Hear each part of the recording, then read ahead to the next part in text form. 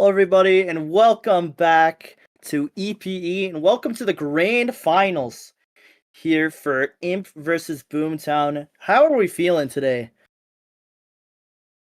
Feeling great. Couldn't be better here. We'll have to see what's we're going into this game today. It's gonna be a really fun one. As we got the best number one team in this normal season, and then we have the team that was at the bottom of the leaderboard, who have come back in the middle of playoffs. They came back with some nice moves in the free agency, and we'll see how this shows to the number one team that's been pretty consistent. Yeah, the team at the bottom of the leaderboard is definitely gonna be a dark horse in this event here in the finals. Who do you think's gonna come out on top, though? It's very, I say it's very 50-50. It's not like there's a clear favorite. I think overall, to not be biased, I think BT probably.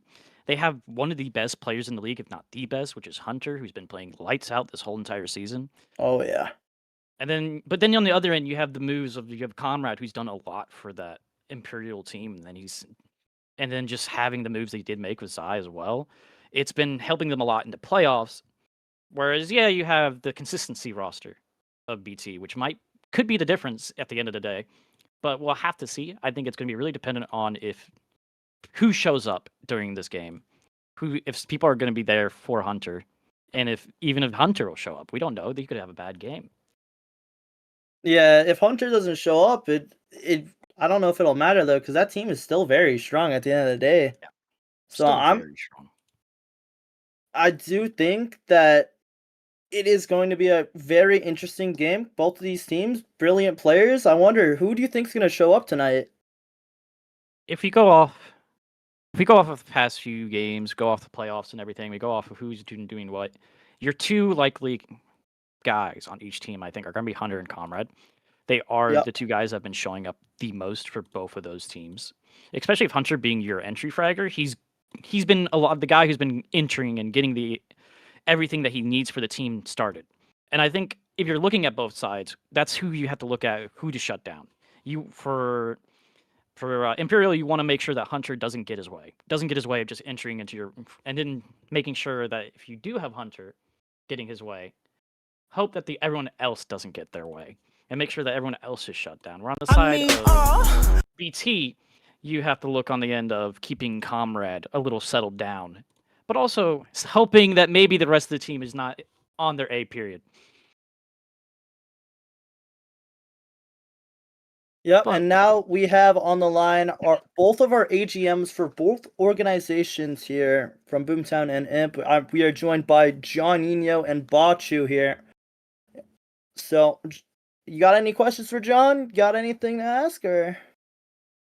how you guys feel about the season? You guys been feeling great about your teams? I mean, the global tier is it's really a Cinderella story, right? Mm-hmm. We were wiped out week one. We had like our top three draft picks leave in preseason.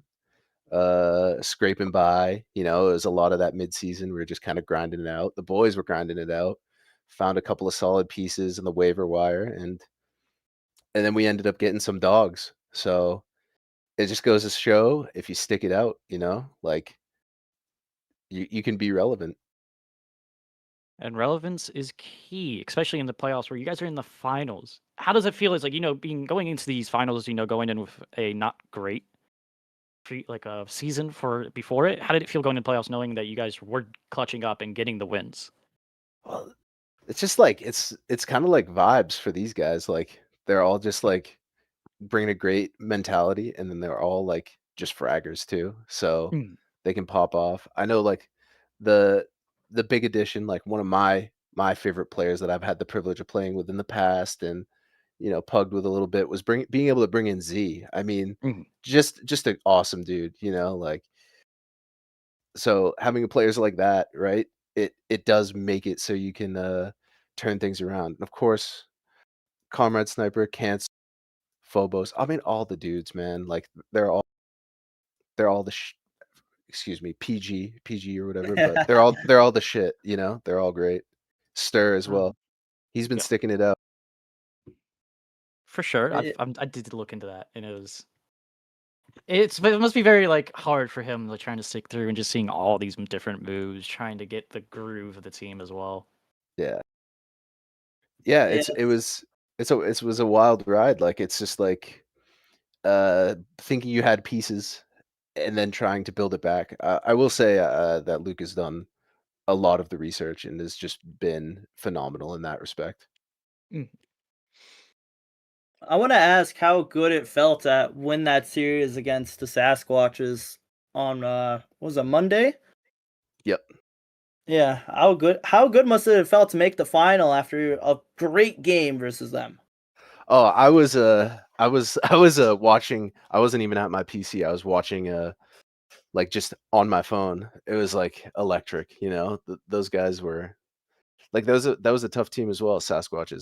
I can't remember. Uh, they had a top frag on that team. Uh, Kino? Kino, or that was yes. there's So Kino, it's there's and Megan. Flapjacks, right? Of course. Yeah. Kino, Flapjacks, and then they had a couple of other dudes. Yeah, dude, I thought that those guys were the team to beat. Yeah. I don't know, like I thought they were hitting shots all season. They looked good. So for our guys to show up and whoop was awesome. Yeah. So So- let's go over to the side of Boom. You had a wonderful Discord notification when you joined. Yeah. That But shows how how does it much feel? How does it feel having like the best, well, hands down, probably the best player in global? Well, it feels great to be honest. When I first drafted this global team, I was getting a lot of feedback on what my picks were and everything, and my answer to them was like, "Hey, I did my research. I did it well. I was doing everything was right, and I'm glad that I did do it right. Because now, as you can tell, our global team's number one, and the our players are great together, great communication, great vibes, all around a great team and everything. Hunter, and especially and Pancake as well, and especially Danny as an IGL are really good. And then you got my boy Tover here, underdog and everything that's blooming as a flower right now. He is progressing pretty well, and same thing goes for Gino. So I'm pretty excited for this team right now for the championships. Yeah, I gotta say, Danny is definitely one of my favorite IGLs in the league right now. And I gotta ask, do you think we're gonna see any wacky plays come out this series? Because Gachu, you yourself, you're known for using the XM. Oh yeah, yeah. I gotta know. I mean, you're gonna see some good plays and everything that Danny has set up and everything, but not. You might see the XM maybe for one of them. Okay. And even then, when same with the Hungry Soda, them with the whole season, it's been going great for you guys. And even then, when you have 6 losses, which is an incredible feat to only Yeah. lose 6 times. And when you're going through this, is even when through those losses, how did you like handle those losses when you did lose them? Did it hurt your emotions, or were you guys just kind of shrug it off? Not at all. If anything, they just kind of not shrug it off, but they're like, "All right, what happened? How did we lose this? What could we improve on?" And they would do like like after matches to see what they can work on, and then like every game before they start, they do pre-match like conversations and what they can what they're gonna do and all that. Yeah, and then just the fact on the other end, you guys have been very stuck together. It must feel you guys haven't really made too many moves the last I saw, and overall, that must have helped a lot. In like in having you guys be as dominant as you guys have been. Yeah. Yeah, like there was no changes. The only changes, of course, we had like a couple extra people in the beginning, like Moses and all them. And then we had to, release them on our final draft. And since then, like I said, this team has been great. The chemistry has been great. The communication, the vibes, all of it's been great. Mhm. Yeah, you definitely are pretty dominant this season, and I'm very excited to see what you do in this series versus Imp. I'm pretty excited as well. So, do you guys got any final words here? Any good lucks or? I'll say best of luck, Imp, and Luke. I'll be saying some words later. Yeah, dude, it's good luck to both teams. Hope everybody has fun. And my boys got to get that win back for us, losing in the Guardian tier. So, Yep. Yeah, that's what we Alright. like to hear. And we are going to be sending it over to Crash and Bible in just a moment here. The game's going to be underway. Really quick, Post, do you have any predictions about this series? I think it's going to go all the way. I think because of how much of an underdog you got in the other team and how dominant the other team is, I think it's going to go all the way. I think we're going to see all the 3 maps. We're going to see all of them. All right. Then And we're going to be on our way to a break. Till then, get your popcorn ready. Get your drinks ready, alcoholic and non-alcoholic, because it's going yeah, to I be got my one water right heck of a here. game.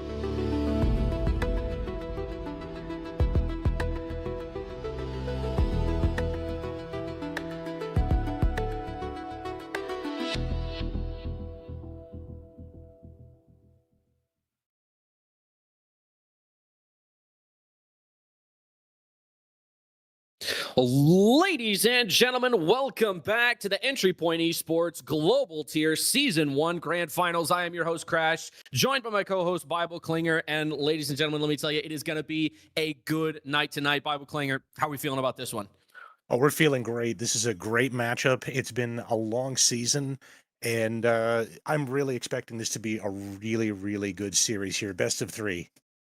Oh, yeah, 100%. Best of three. One of the main things to keep in mind for the best of three is to maintain your endurance, right? It's like a boxing match. You don't want to get it all in one punch. You got to throw that jab out there, get a feel for your opponent, etc., right? We got a lot to get through, and I am going to set the scene while we wait for this here knife round to start. So, starting off with our first team, the number 6 seed, Legati for IMP. What started as a quiet, unproven roster has turned into one of the most impressive playoff runs in the league. Legati didn't enter the postseason as favorites. They weren't the team people circled as a title contender, but once playoffs began, everything changed. They knocked off the number 3 seed, SMH, proving they could hang with top-tier competition. They then followed it up with their biggest statement yet, taking down the number 2 seed, PHM, and punching their ticket to the grand finals. That kind of run does not happen by accident. This is a team that found its identity at the perfect time. Their chemistry has tightened, their confidence has clearly grown, and they've shown the ability to adapt under pressure, closing out high-stakes matches against some of the best teams in the division. Now they face their biggest challenge yet. Standing in their way is the number 1 seed,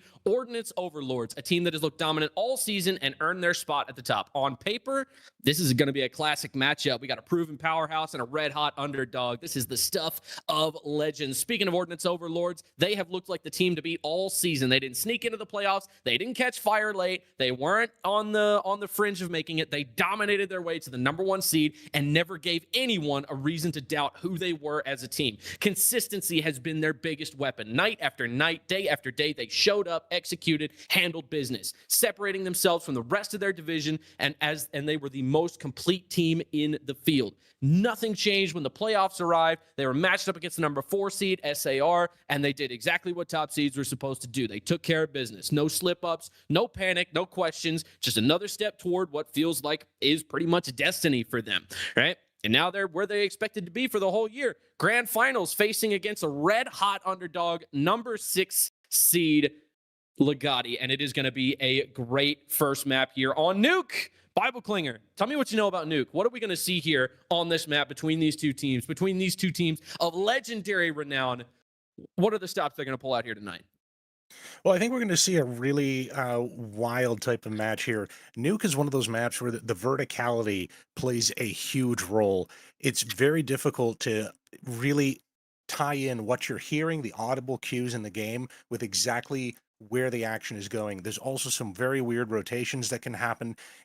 There's a lot that could go wrong for either team, but because these teams are so good and these players are so good, we're going to actually end up seeing a lot of contesting going on. Particularly, I think you're going to see the outside. You're going to see those wall of smokes come in. You're going to see both teams try to make it down to the secret level behind the smokes. You're going to see a lot of battles for the A-bomb site. And obviously, we're going to see every now and then some action over at ramp. I really think this is going to be one of those matches where both teams are going to be coming out swinging for domination. It's not going to go easy. Yeah, 100% is as you were saying. Now, it's been a while since I've played competitive Counter-Strike, right? It's been at least a couple of years now. But one thing I always remember about playing Nuke, something that was always put a lot of emphasis on from my perspective, both as an IGL and then as a, smaller piece of the puzzle, so to speak, is ramp control. Ramp control is absolutely pivotal on this map. If you take ramp control away from the counter terrace, the threat of a B execute always exists, and the CTs have to adjust for that, right? They're going to be splitting their manpower. It's kind of like brackets control on Inferno, right? Or banana control on Inferno as well, right? Or mid control on Ancient. It is one of those pivotal areas of the map that you cannot afford to lose on the defensive side. That is where we're going to see this game won and lost tonight, I feel. We are still waiting for a little bit to get into the knife round. We currently have 8 out of 10 people in the server. And yeah, what a season it's been for EPE. This has been an absolutely insane first season across the entirety of the league. And we just want to take this opportunity to thank you all for being here tonight and showing up every night like you have all season long. This is one of the greatest budding Counter-Strike leagues on the planet. And there's nowhere we'd all rather be here tonight than at the Entry Point Esports Global Tier Grand Final. It's going to be a good time. And yeah, that's pretty much it. I don't know what else there is to be said. It's just going to be on these guys to execute pretty much. Bringing up your starting roster here for what I believe is IMP. It's going to be EIX, Phobo, Comrade Sniper, Cancel, and Stir. And then we are still waiting to get a starting roster for the other team. But it's looking like it's going to be a great night tonight. Yeah, definitely. I'm looking forward to seeing how Hunter Zone is going to be playing for Ordnance Overlords. I believe the desk talked a lot about him, and you know, he looks great on paper. He looks great when he's actually playing. 1.6 HLTV rating. We're expecting this guy to be able to carry rounds, and at this level, it's very difficult to find a player who can actually do that kind of thing because the room for error is so small here. And to be able to have a player that takes advantage of the tiny minuscule errors that other people are making, I mean, he's doing it consistently. So we should be watching him, Hunter Zone, for Ordnance Overlords. And on the other side for Legati, it's really going to be Comrade Sniper, I think, who has the highest rating. And if I'm not mistaken, I know there's been some things that they've been shifting around, but I believe, I could be wrong, but I believe we might see him with the op tonight. I'm not entirely sure about that, though. Ooh, I don't know. We'll have to see. I mean, that is one of the most renowned positions in all of esports, is the legendary status of the opper. It's like the quarterback in football, the pitcher in baseball, the point guard in basketball, etc. Right? So it's always important to know who's going to be having that thing and where they're going to be taking it, or if you're going to have more than one. But with that being said, we are going to go ahead and get into our knife round. And because this was the map pick of Ordnance Overlords, we will see Legati begin to stab each other. And it looks like the guys on Ordnance Overlords are going to do the exact same thing. So we're going to see Ikes and Comrade Sniper duke it out here in heaven. Who's going to get there? Ikes up and down the ladder, trying to bait a swing. Don't think he's going to be able to get it done here. Now it's going to be another right click for both of them, and Ikes goes down. Comrade Sniper will jump off the roof. He will break his ankles to death, and now they will go ahead and choose the side. So with that being said, which side do you take first here if you're Ordnance Overlords? You know, it's hard to say. Sometimes I think it's really considered that CT has the better side to start with, but some people, I know they like to try the hard side first. So whatever they're not as comfortable with, but I honestly think these guys could probably pick either side and they'd be perfectly fine. I mean, although to be fair, so Legati, their last nuke game, they did lose it, and they lost it 11-13. It was very close. Ooh, definitely a well-practiced team on this map for sure. I was always in the headspace that it's better to get the hard side out of the way first, because given the choice between starting strong and ending strong, you're always going to want to end strong, especially in a game as tumultuous as Counter-Strike. Zonics Law is Zonics Law for a reason. We'll see them double stack ramp here. Tover's going to be the man to take first contact. Cancel here on Squeaky. He is going to be backed up by one of his buddies. Stan IGLs is going to be here. Well, Squeaky does get open now. He knows that one is there. He's going to like to hide behind the door. Paranoid of a mini push. No outside presence. That is going to be huge for them to be able to get into position. Now he's going to be able to get all the way into mini. Cancel. Hard clears the door. Danny GLs goes down without taking anybody out. Pancake finds one elsewhere, but it's Cancel again. Double kill in the round. Drop Pancake. Dead on the floor. 4 versus 3 as they begin to retake. Nobody can hit any shots. Stir finally takes down Hunter Zone. A double man retake from Squeaky. Fomo drops the first, and he's going to try and drop the second. Won't happen. Topher is dead, and it's Jinko all alone. And Gino will go down, courtesy of Cancel. 3K in the round for him, and it is looking like it's going to be a good start for Legati. Absolutely. That was an explosion onto the A site. Exactly the way you need to do it. Exactly the way you need to clear the corners. The other thing to notice about this, I think you've got the adrenaline flowing here. You've got players that are really good aimers, and you could see they were struggling to get the crosshair on there, and it didn't look like it's for bad aim. It looked like they were just excited. So that was a good entry. Oh, 100%. I was very, very happy with the way Cancel just absolutely stay disciplined. You know, that's the main thing, right? When you get in these super high pressure situations, it's the little things that start falling apart, right? Your fine motor skills, they start to deteriorate, right? The adrenaline starts pumping. Things like this can affect the way you play. So it's good to see that Cancel has his head in the game and that his body is following suit. Speaking of which, 125 left in the round. Bomb pass over. Cancel headed back over to the trophy side. Little does he know he is awaiting a tsunami of counter-terrorists. Doesn't seem like he wants to push it so far. The flash comes out, but that is going to be a bait for an A-site push. Nobody is there. The bomb goes down, and now we'll see what Ordnance Overlords want to do in response. Looks like Danny GL's. I don't know if it's Danny GL's or Dan IGL's, but it's one of the two. As he comes into trophy here, he's smoked off. Not much that he can do. They know that they have to be ramp, which means they're going to be pushing either from heaven or from trophy.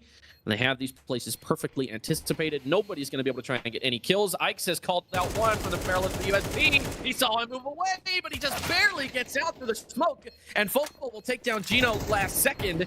The bomb is starting to tick down. They are going to have to... Oh, Hunter Zone with a great shot on the Focal. Looks like he's got an opportunity to get a second one. He's getting greedy, and he does manage to take him down. He'll lower him with the body shot. The bomb will do the...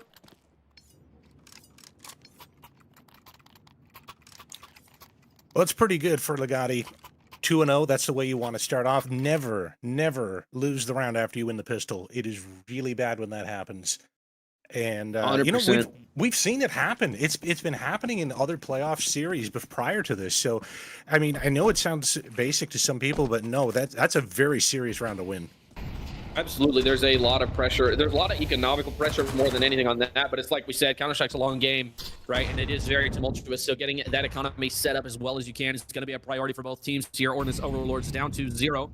Going to try and get themselves back on the board with a full weapon buy here. A little bit of shots exchanged between Gino and what looked like Phobo. He is going to like to get off of the top of Marshmallow now, however. Minute 20 left to go in the round, and now they look like they're setting up for a trophy execute. Give me your honest opinion here, Bible Clinger. This the right call? I think it is. I think they can do this. They have to get a first kill fast, though. Yep, and the only man standing in their way is Tover, and he is given. He is smited with the power of God and grenades. He goes down. Phobo and Pancake finding kills elsewhere. That's going to make this a 3v3, but now they've got full control of the B-bomb site. They've got one man in single to beat, and now they're going to like to pull back. Danny GL's. He's going to like to pull back as they take the A site. One coming up heaven. It is too little, too late. Picked out of the air by Comrade Sniper. Lightning fast reflexes on him as he drops him to the dirt. And now 3 versus 2 with 1 underground. Not looking good for Ordnance Overlords here. They're going to need nothing short of a miracle, especially because Hunter Zone is walking around so loud out here. They already know where he's coming from. The flash comes up. They are ready to play. Comrade Sniper and Phobo will both trade each other out after Danny GL finds a kill. And that is going to lead to a 3-0 start for Legati. That ramp take was a thing of beauty. The grenades going over the box. That tells me they had an idea he was playing there. Maybe this is a result of anti-stratting. Maybe they actually have some idea as to how they play, or it's just a great read. They happen to know that, hey, if there's no player there, he's got to be somewhere lurking for us. Oh, 100%. That was a great heads-up play on their part. I like where your head's at here tonight. Looks like we are going to have ourselves a great matchup here tonight. But Ordnance Overlords, they got to get on the board soon. They're going to start feeling that pressure with these pistols. Gino's got himself an auto shotty. He's got to make that investment count, especially with the way the kill reward's been lowered as of recently. I say recently. That change has been in effect for almost a year and a half now, I'm pretty sure. And now they are just going to wait. Jump spotting is 1, and the grenade does come in. That's going to lower Tover down to 82.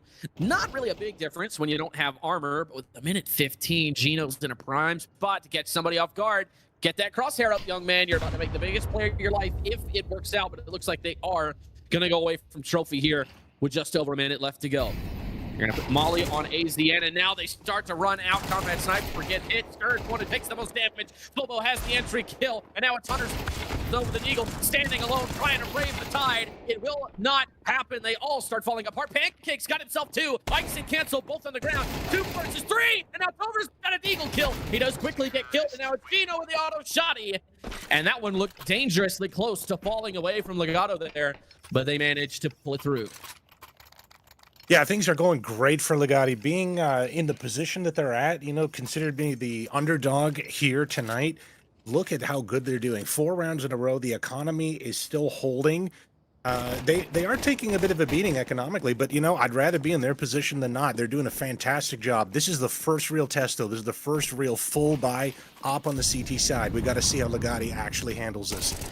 Yep, and for the first time as well in this game, we're going to see outside smoke. Hunter's zone tries to contest Silo. Will not happen, and now Gino is left all by his lonesome on the outside. The outside smokes are in place. Now they're going to be able to pretend like they're pushing outside. They can actually commit as well. Fobo's going to drop Pancake. Now 5 versus 3 with 1:25 left to go.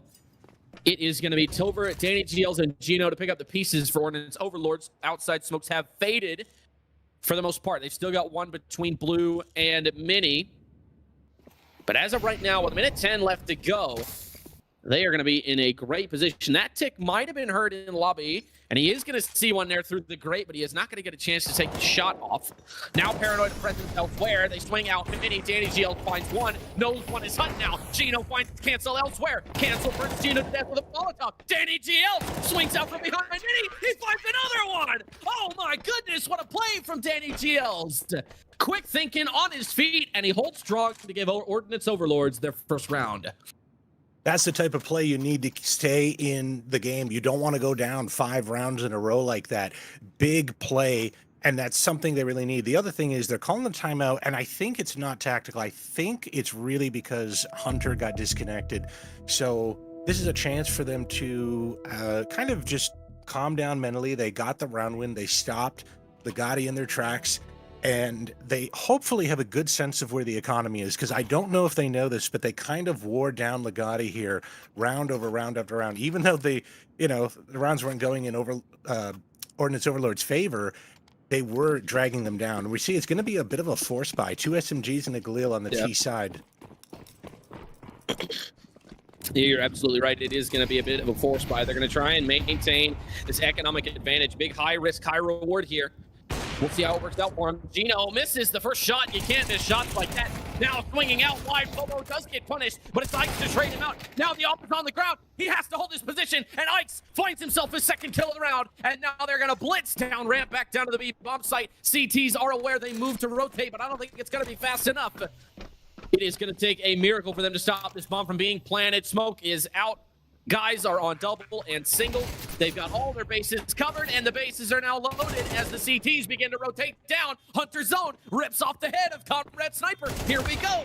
There are 30 seconds left on the bomb. Hunter zone finds another. Traded out by Ikes. Danny GL's and Pancake left it at 2v2 versus Ikes and Stir. Danny GL's pushing for ramp. Now the high ground has been lost for the teams. The nade goes into dark. Pancake reads him like a graphic novel. And now they'll find their second round to cut the lead in half.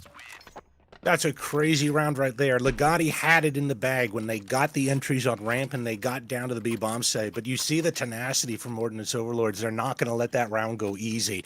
It's very hard sometimes to plant on the B bomb site because of the different angles that the CTs can come in fast for the retake. The players that are watching for the bomb plant have to be really vigilant about that and be able to actually hold it down while the bomb gets planted. And then they have to be able to get into good post-plant positions. Very difficult. Yeah, 100%. I think another thing that gets taken for granted a lot too during retakes is communication, right? These guys, there's a lot going on those retakes. There's a lot of sounds. There's a lot of utility. It's important to keep track of target prioritization and figuring out just where everybody is and what everybody can see. So with 1:30 left to go, Danny GL finds the opening kill. It's Sir who hits the deck. He's been quiet so far. We'll see how he responds next round. Meanwhile, 1:20 left to go. Comrade Sniper sinks out with a Tech 9, and he finds 2. Comrade Sniper pulls a rabbit out of a hat, and he's just giving Legati a chance to answer back. Gino finds Ikes back near Squeaky, and now he's crouching. Comrade Sniper picks up the M4, rips off the head of Gino, plants it on his bike, and now he's planting the bomb. The Deagle trying to answer back, and Squeaky does so successfully. Fobo drops Hunter zone, and it's over into 1 versus 3. Can't even find the first. Comrade Sniper. My goodness, what a fantastic individual effort from him. And Legati will go up to 5. Yeah, Comrade Sniper's a really interesting player. I've had the opportunity to play a couple pugs with him before and talk with him, and he's really chill, chill player, but he's one of those players that is very serious at the same time. It's an interesting paradox of a personality. A lot of players, I think, at this level are probably like that. Oh, 100%. I remember, I don't know if he remembers, but I certainly remember Season 7 of CSC.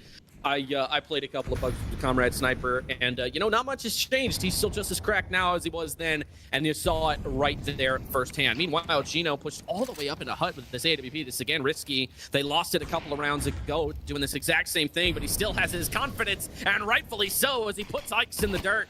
Now 5 versus 4 as the entry frag goes Ordnance Overlord's way. Hunter Zone forced to fall back deep in a garage here by the outside smokes. More smokes now coming in.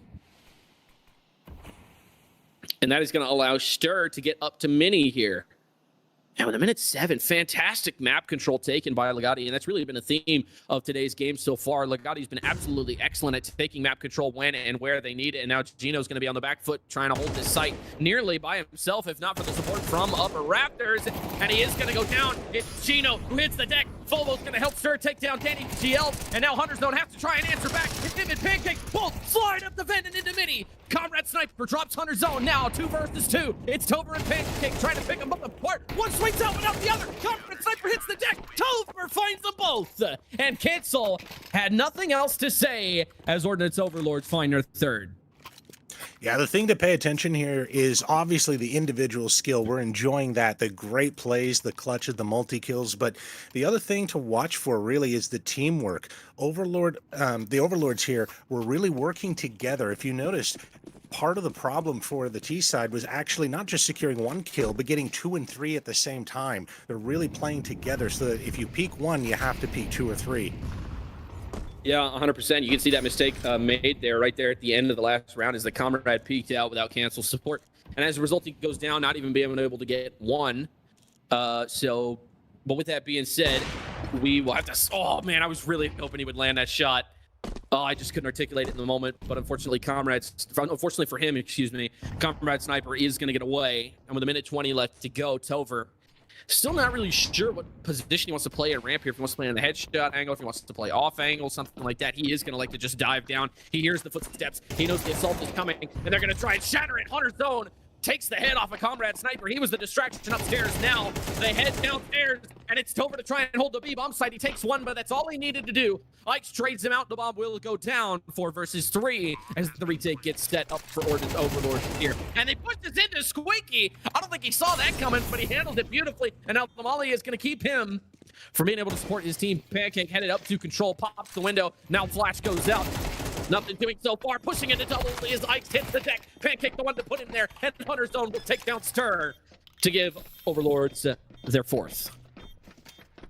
Yeah, they've come alive here in this half. It looked a little bit concerning, but this is the thing about good teams. It doesn't matter how many rounds they start to lose in the beginning. As long as they are consistently the same team that they've always been, they come back eventually. They put something on the board, right? 4 to 5. It's getting close here, and this is again where Ordnance Overlords, I think, they're gonna start shining. They just needed a few rounds to sort of maybe get the nerves under control, get their aim back, warm up a little bit, and this is the powerhouse of the team we're starting to see here.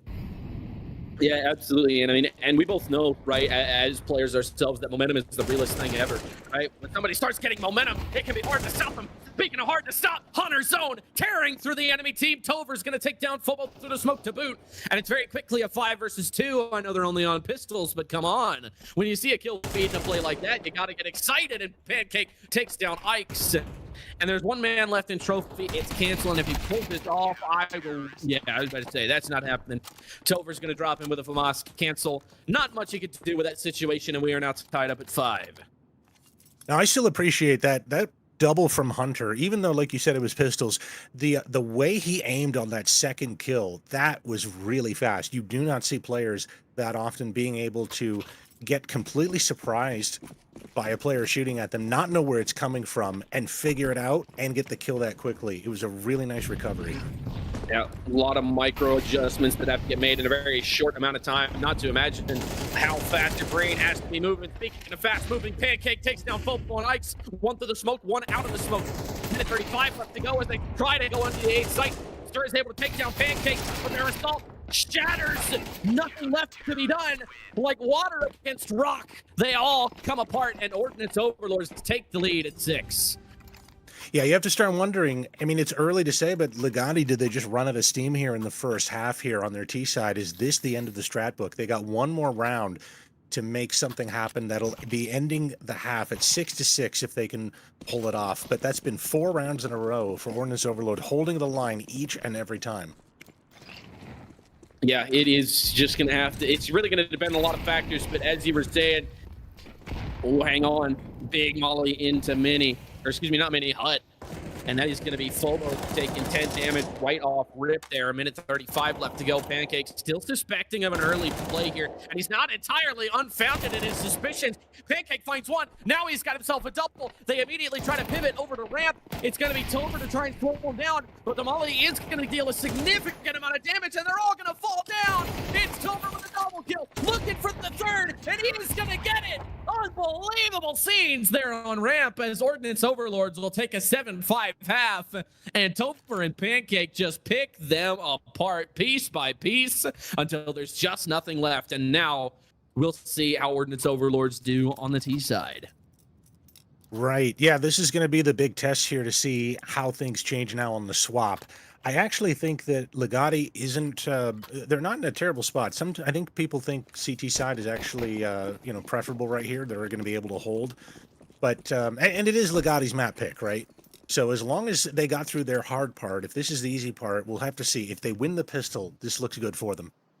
This is probably going to be their biggest chance of the game to stall Ordnance Overlord's momentum, because like we were talking about earlier, right? Momentum's the realest thing ever. Once somebody gets rolling, it is very hard to stop them. That mental barrier just becomes so massive, and this is their best chance while everybody is on equal footing. Ikes is going to take down Gino.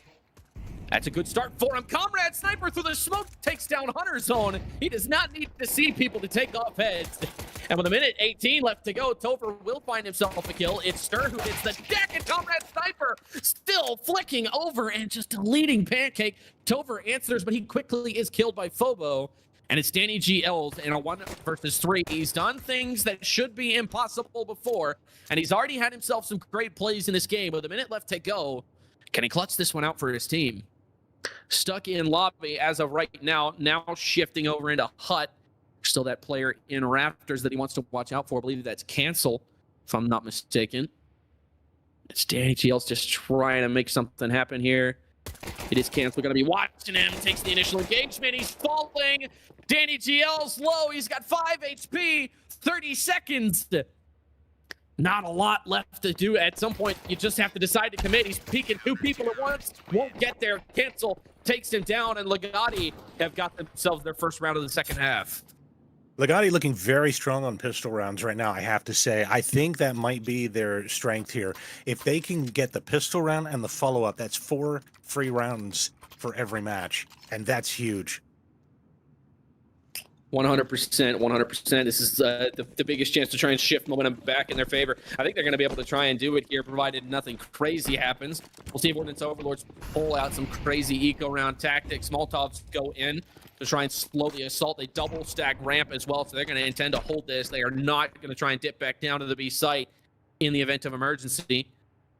Looks like they're just waiting for some kind of overextension here. That is what they're looking for. Comrade Sniper sees the shoulder, finds the first, finds the second. Is he going to look for the third? Can he try and make it happen? He is going to like to pull back, plays it smart, tries to be with his team. The smoke goes out to cover his escape. And, oh, Hunter Zone's going to drop for Mini. Now he picks up the M4. This could flip the round on its head. He is going to make it all the way into, but his back is turned, trying to take him down with the MP9. Cancel will stop the masker flank, and he will take off the head of Gino, and Stir will come in to save his skin. All together, playing as a team. I'm not sure how that gap got there. Phobo did pay the price, but in terms of economy, that's probably best case scenario for Legati.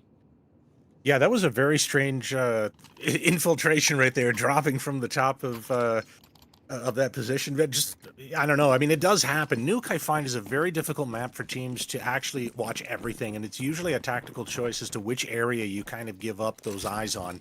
But to your point earlier, I think Legati really is playing very well on the teamwork side. They're doing their trades. They're actually peeking together. The comms must be phenomenal. Yeah, absolutely. What I wouldn't give to be a fly on the wall in that VC right now, but we're not in that VC. We're in this VC, and right now we've got a minute 30 left to go in this round. Tover trying to maneuver around these smokes, trying to get himself in a good position here. 1 minute 21 left to go. Flash comes out on ramp, and now Ike, he already knows exactly what's happening. Every ramp player dreams about this scenario, and he is going to have to try and hold off the assault. The smokes go out in hell. It's going to be Ike's all alone for the next few seconds down on the B site. But they are not going to commit. They're going to instead elect to stay topside. What are they doing here? All they've done is trap themselves. They still have an escape route in lobby, but for how much longer until they pinch that off? The smokes are fading now. Comrade Sniper taking his angle here, and he will go down. Pancake, quick on the reactions, does kill him. And now that the Heaven outlet has been opened, they may elect to take it here. Looks like that is what they're going to do. Stir now headed back upstairs as a result. He is going to be up there with a teammate in Hut. Danny GL's looking for an outside player, won't find one. 26 seconds left. They're running out of time. They have to make a decision if they want to have time to try and commit and clear this bomb site. They are going to like to go up the stairs. The MP9 sees one in trophy, and now the jig is up. I think they realize that it is going to be a site. Smoke goes down in mini, but I don't think it's going to matter. At least not for the guys going in from Squeaky. Cancel, finds one. Stir finds another, and now the bomb, it won't get planted. It does get planted, just barely, and now it's Pancake all alone, trying to make this play. 1 versus 4. Bomb is down. They tap the defuse, and he is just going to like to get out of there with the rifle. Maybe a smart move here, as it looks like Legati are going to take number 8. Yeah, I think the concern there for Ordnance Overlords is the economy. At the end of the round, with the bomb plant, he only has $3,800, and his teammates are not much better off. In fact, I think most of them are worse off than he is. So saving the AK, probably the right decision. It kind of hurts. You never really want to have to do that when you've already got the bomb down. You think, come on, I just killed the planter. But this is where the verticality in Nuke comes in. Being up in that high spot shooting down, much harder to get all those angles. Yep, it is just going to depend on how things play out in the round. With 1 minute 40 left to go, Cancel's going to have to try and stave off the assault, but it's not going to happen. Pancake and Gino both finding entry frags. Nate into Heaven's going to knock down Comrade Sniper down to 58 HP. And now in the 3 versus 5, they are just going to elect to save here. Yeah, I can't help but feel like that was a tactical mistake, not to expect a fast, hard-hitting play back from the T side there, but I don't know. It's hard to judge them on that, but it is just, I know the player on A site must have felt really bad when he's dealing with the fight first, and now he's split. And you're like, wait a minute, he's on the back of the A site. How's he getting split? There's no teammates that were able to get there fast enough. So their intel wasn't good enough early on to get the rotation in quickly enough, and that hurts.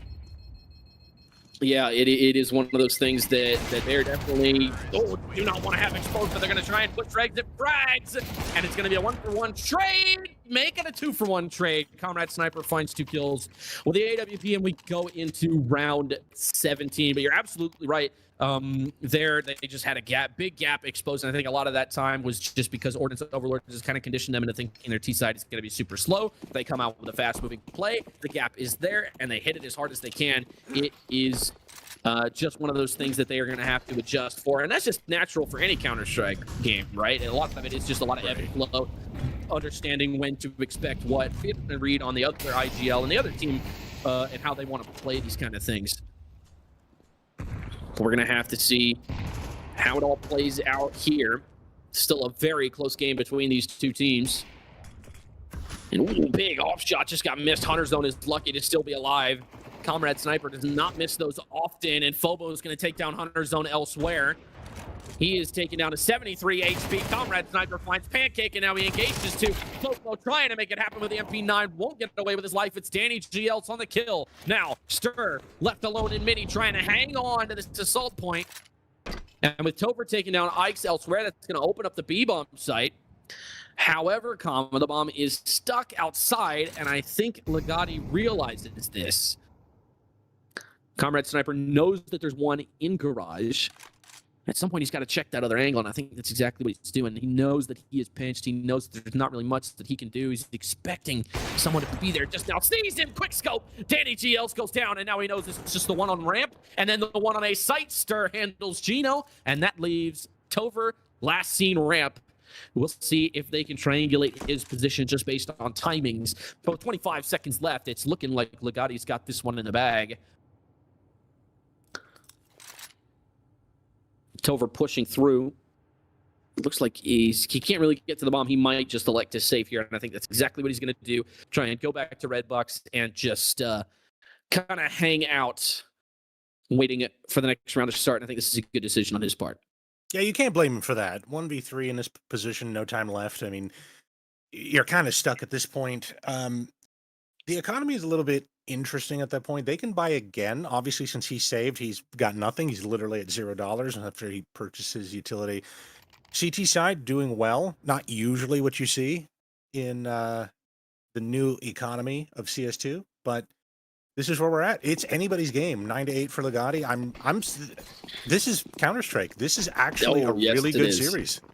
Yes, this is Counter-Strike. This is what we live for as players when the game is neck and neck, when you're going side by side down the front stretch. This is what it's all about right here. This is what you train for. This is what you dream of. This is why we play. And with a minute and a half left to go, Ike's sitting in this smoke. He's going to try and push out to the other side. Back turn. Pancake makes it pay. And now the over-aggression on ramp is going to force Comrade Sniper to try and rotate over. Now the op is going to be concerned with that part of the map. As a result, they are going to pivot back over to A. Minute 17 left to go as the flash comes out. Cancel, trying to respond. Nothing in the bank yet. And things slow down. Comrade Sniper is still waiting for any kind of ramp presence. Hasn't seen any yet. Wonder if this is going to cause for him to rotate. Very strange angle for the op here. Normally we see him crouch and trying to make himself as small as possible.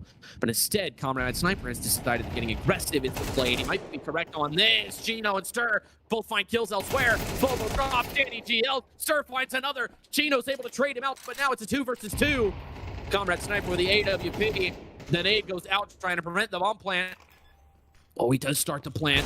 Comrade Sniper swings out, finds the first, and he finds the second! Comrade Sniper! That is unbelievable! In the grand finals, no less, he has come alive here tonight. 18-12 on the game so far, and Legati are up to double digits.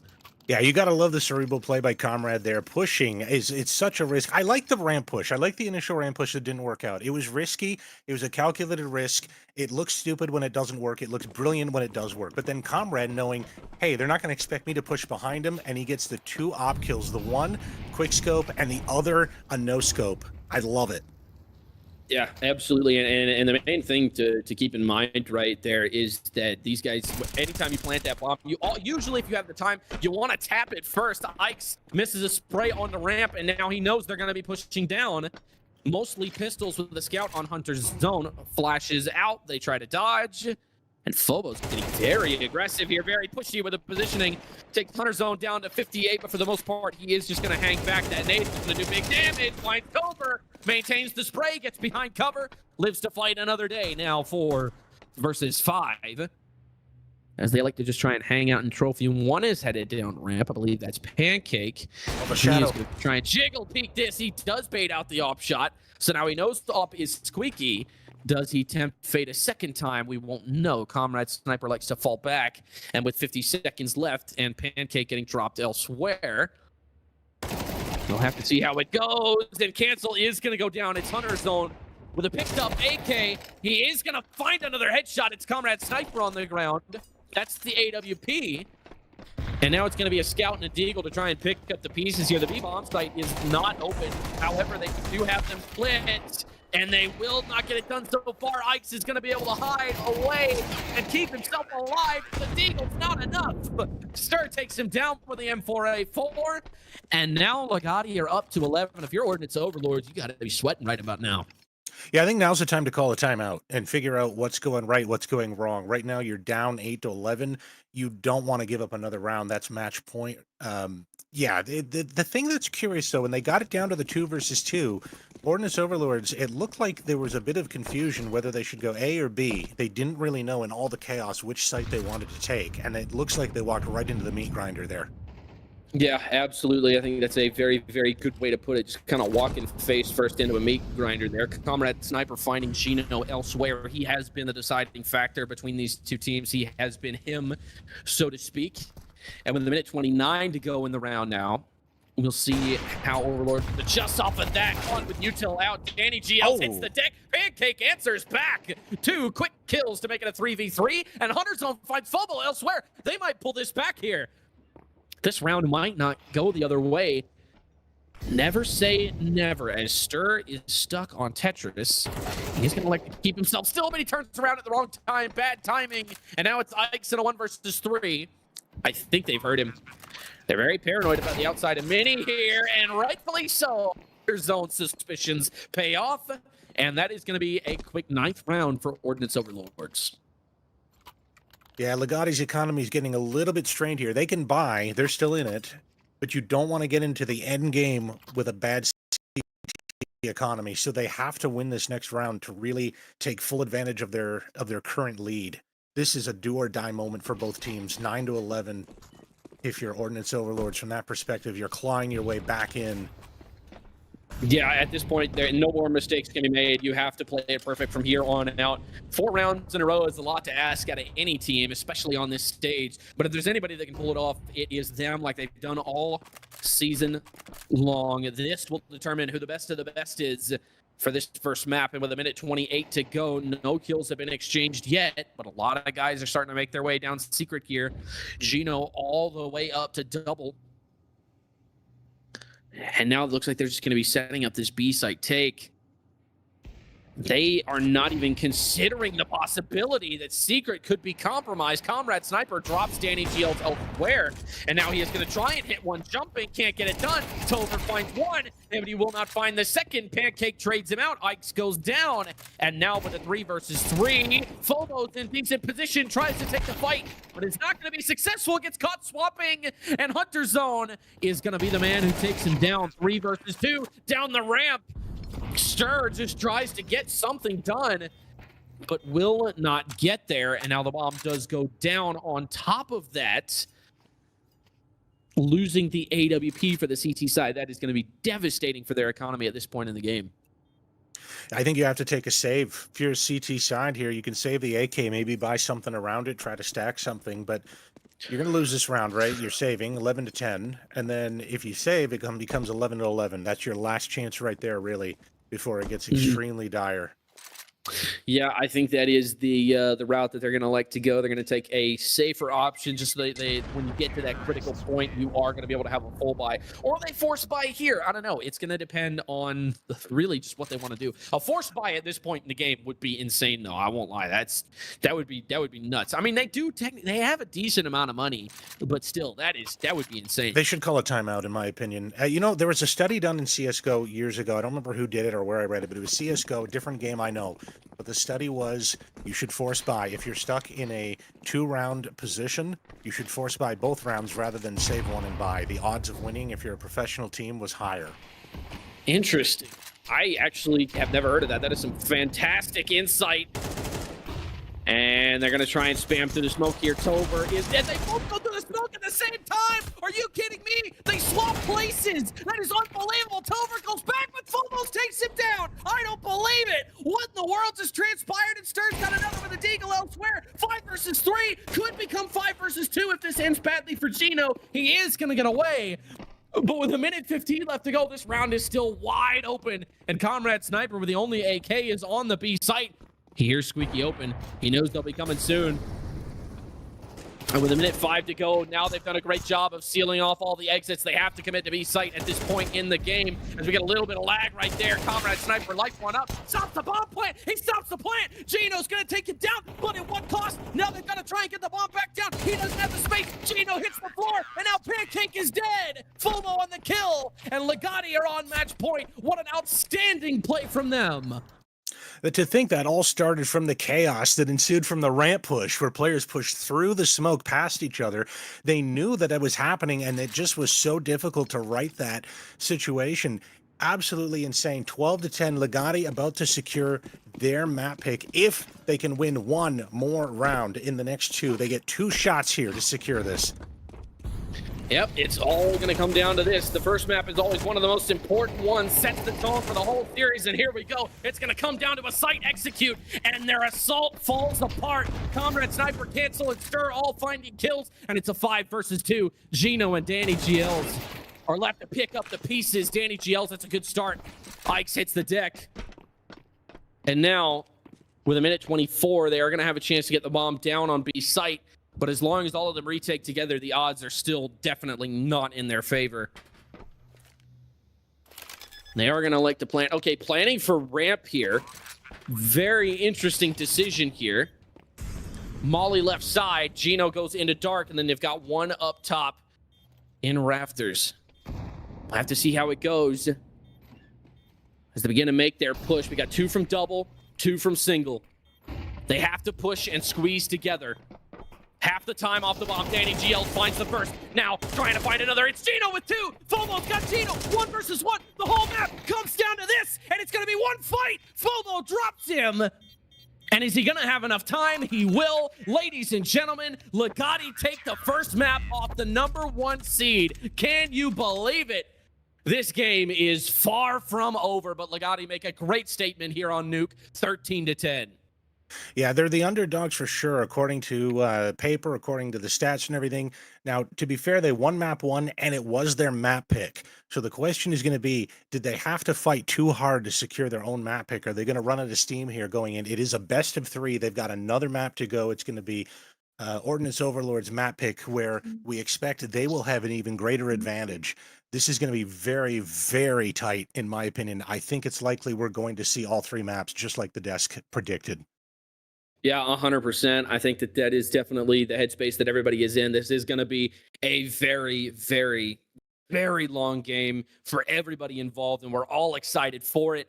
But the main thing to keep for both these teams to keep in mind, you can't go out there and get it all in one map. It's a lot like saving tires if you're out there at a racetrack, right? You cannot push your equipment too hard in the first few laps, or else you're not going to have anything left before you get to green flag pit stops, and then it's a whole thing, right? So main thing is to keep in mind for both these teams is to just manage their energy, manage their mentality, keep the tricks for when you actually need them.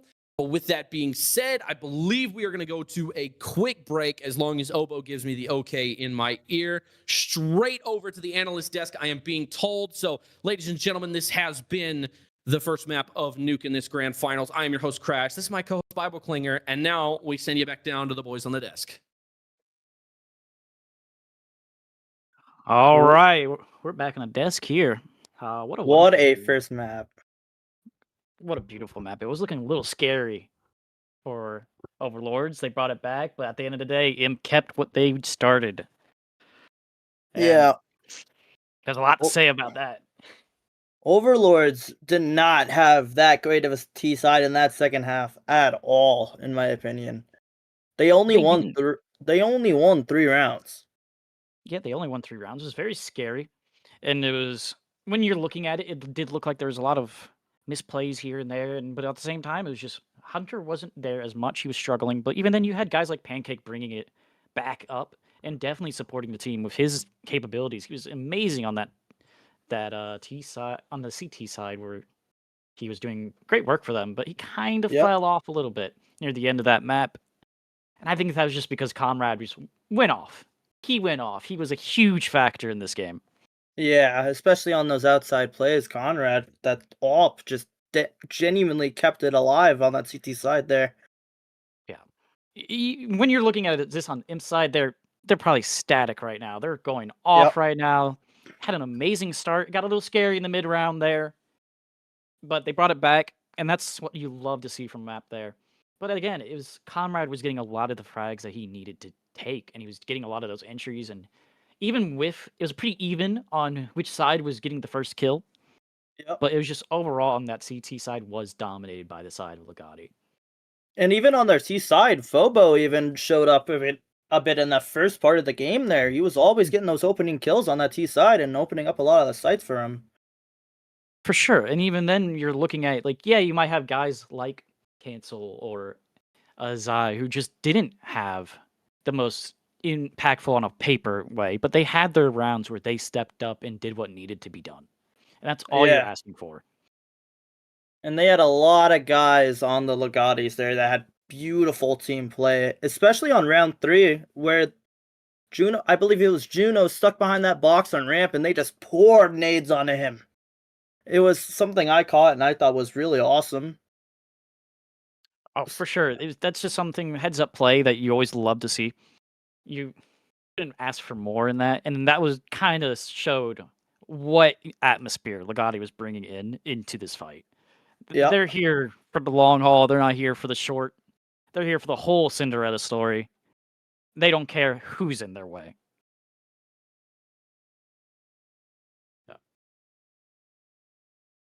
Here on the line, we have league owner Jackpot here. We're gonna ask him some questions about the league. So, how are you doing, Jackpot? I'm good. How are you guys doing tonight? Doing pretty good. Pose, what about you? Doing great, doing great. Couldn't ask for more. So, what do you think the future of this league is going to be, Jackpot? This season, obviously, very successful. A lot of really good teams, good games coming out here. The franchises have been fun. The players have been fun. So, what do you think is going to happen next season? What big changes do you think? Big changes on the staff side. Hansen finished the season. I believe he won his trophy, and he's already working on version 2 of the website. We built up version 1 before this season. It had some issues and some tweaks we needed to get done, and he's going to take care of that now. Player base, I don't really know. Season 1, I think we had 100 to 120 unique players. Season 2, I can announce we had 291 unique players play in this season, from placements through playoffs. So about 2.5 times the player base. We went from the 4 original franchises to 8. Then we added an extra division. So I'm hoping we'll get to maybe an 8x4 format next season and have all 8 franchises have 4 teams or across the 4 divisions. Yep. I hope you guys get ready for map 2 here. What do we have for map 2? Dust 2? Should be Dust 2. All right. You guys enjoy Dust 2. I'll be back for another question or 2 later. Yep. And I've been contractually obligated to say SAR up for Don Fubard in the chat. He SARs up on the reg. Yeah, and the league is definitely growing. So if you guys want to join up the league, the Discord is in the description. We're going to be sending it back to our casters in just a moment after this short break here. No break. Never mind. I've been informed by production there's no break. So we're going to be sending it right back to the casters for map number 2. And it's best of 3.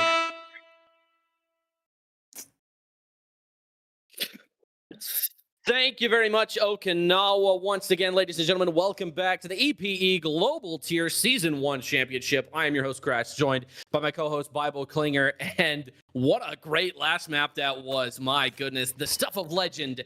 And we go back to one of the oldest venues in Counter-Strike history at Dust 2. You know it, you love it, or you hate it. Really, there's no in-between with this map, and I think we're going to see these guys have an absolutely insane matchup here, as we got 2 already crossing mid here for the pistol round. Bible Klinger, what's an important thing to keep in mind for this map?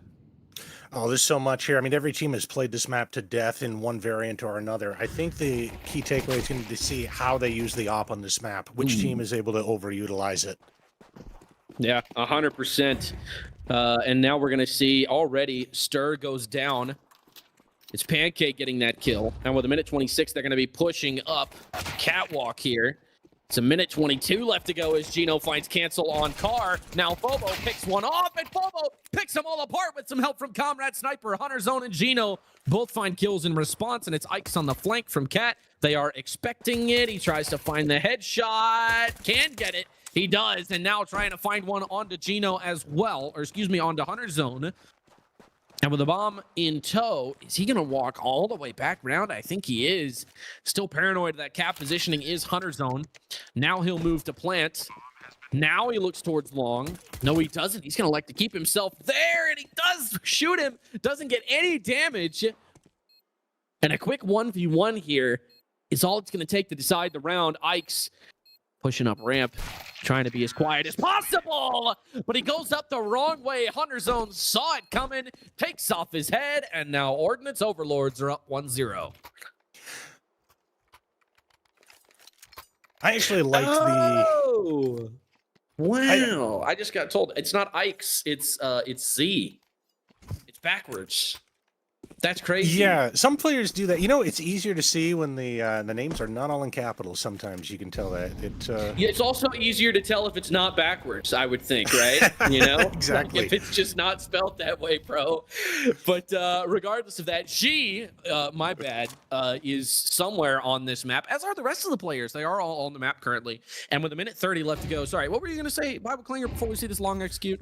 No, I just like the rotate play. I thought it was good, but I thought it was even better that Hunter actually anticipated it. Very smart from him.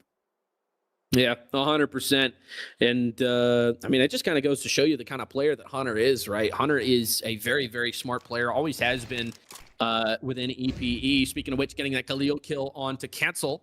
And Stir will find a headshot on the Pancake elsewhere. So the save from Legati may end up working here. Now 4 versus 4. Tover makes it. And Gino and Hunter Zone all clean up. It's going to be G all alone here in bottom mid. And they are going to try and push. Was looking for a knife there for a second. I saw that knife out. Hunter Zone's going to like to find his third of the round with the Galil. And Ordnance Overlords are going to go up 2-0.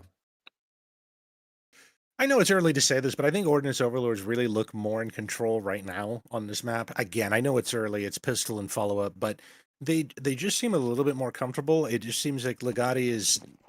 They're not holding the line in the same way, or at least they weren't in the first 2 maps the same way that they were holding Nuke. I just thought their pistol rounds on Nuke were much better.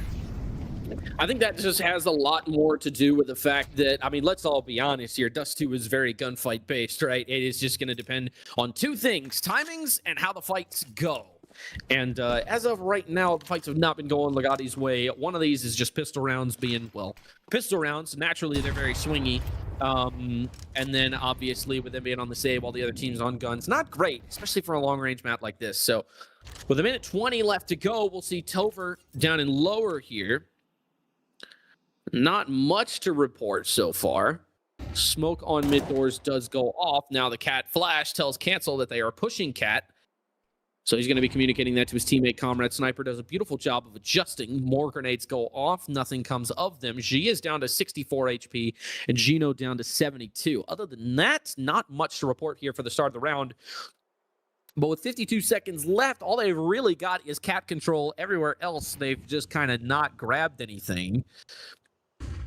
I'm very surprised at the decision to just have everybody push Cat as opposed to maybe trying to pinch from long. And it looks like they are going to backtrack here. With 35 seconds left, they're going to try and cross back, spamming through the doors, doing a lot of damage. Danny GL's down to 59 HP. He has the bomb. Is he going to toss it back? He looks like he's considering it with 25 seconds left. They got to make up their minds now. They're running out of time. And now Stir on the flank. He's going to have them trapped in mid. They're pushing through mid. And now Cancel finds one. Pancake finds another. Hunter Zone and FOMO both finding kills. Trying to hang on to the B-bomb site. Flash goes out. Blinds all of them. 9 seconds left. They have to get on the site. They're all going to run away. There's going to be no time. 4 seconds left. They're going to be just late. 2 seconds. And Stir has run away. He's won the round by not fighting. Unbelievable. Sometimes the only winning move is not to play. It's just a fascinating factor with the clock. Yeah. You let it go too long like that as the T side, and suddenly the clock becomes your worst enemy. You can't actually do anything about it. You have to, like, this is the problem. You need somebody to be watching the clock. Usually the IGL has designed the clock and he knows when they got to push. Credit to Legati. They kept the pressure on them so that even though they were trying to make progress, Ordnance Overlords just couldn't. Yeah, there's nothing more that can be said, right? You know, they said queen to G5, and Legati was just like, okay, I'm just going to flip the board now. And then they did. So we'll see how that goes moving forward. But again, yeah, you're absolutely right. You cannot be indecisive. And a lot of it goes back to that sporting analogy that we made, right? When you're running a hurry-up offense in football, you have to make a decision. Like, what play are you going to run? You can't sit there and wait 5-10 seconds to get a play in, because that is just going to burn way too much time, and now your too much time is off the clock. So Hunter Zone getting that first kill on Stir there with a minute 10 left to go. You cannot be indecisive, especially in a game like this one. More smokes coming in. That tells them a execute. Flash comes out. It's going to be just a little bit behind, and G not going to get anything out of that smoke. Swing Comrade Sniper tries to pick things up with the Floss. Does get one. Gino answers back, and now it's canceled to try and pick up the pieces. Nothing doing. Gino is there. He's got 3 kills in the round and is on a mission to get Overlords their 3rd round. And it's going to be on Phobo with 56 HP and 1 smoke grenade. to try and get this off. He does have the defuse kit, so he could very easily ninja this if it's planted in the right spot, which I believe it is. Oh, he is. He's going to try and fake it. He's got the smoke. All he has to do is get there. He's in good position. He tries to jump over the barrels. Can't quite get it done. He is going to go into the smoke, looking for the bomb. Can he find it? Dude, you got to go forward. A little bit more forward. He does get on it. He's concealed by the smoke. They're going to try and spam, but they do find him. And that was looking very close for a second. If Fobo finds that bomb a bit earlier, that could end very differently. Yeah, it seemed like he didn't really know where it was. The smoke, I like the smoke. I like the fact that he cleared the back side, but that's all an indication that by the time all of his teammates fell, they didn't really know enough of where the enemy was. So he had to walk in there a bit blind, which is very unfortunate. It makes the retake, pretty much nearly impossible at that point. Yeah, it is just one of those things where, like, it's one thing to be far off, sure. That way you act as like early warning, right, for the rest of your team. However, it is another thing entirely to just be on the other side of the map, and that's basically what it feels like, right, when you go too far into long.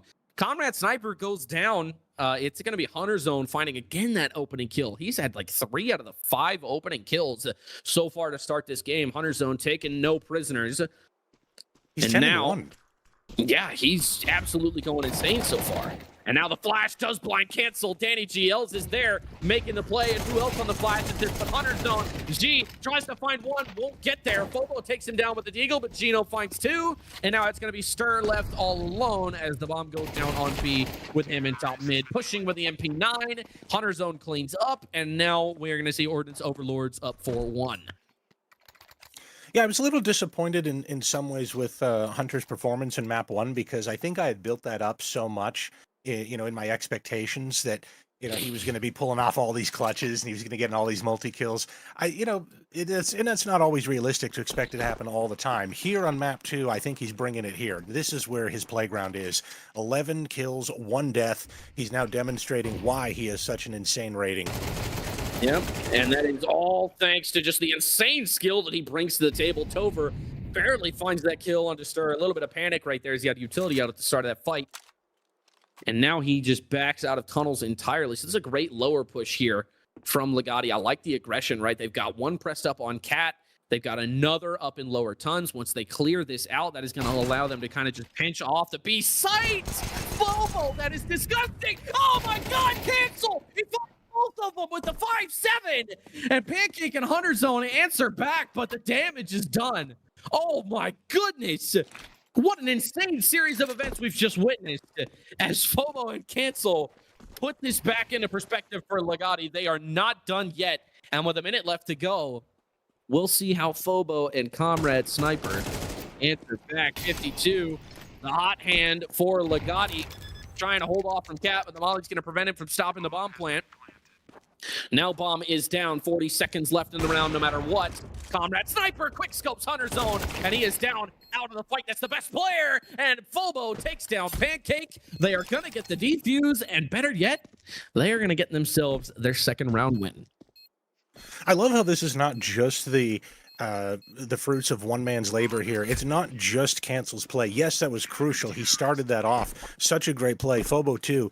But then it only got them into position of a 2v2, right? At this point, you needed Fobo and Comrade Sniper to actually work together and finish it off. And so you can see you needed like 3 people here putting in a lot of effort just to get that round win. This is what you need in the grand finals. You have to put this kind of effort. Every player has to be able to step up and do something amazing.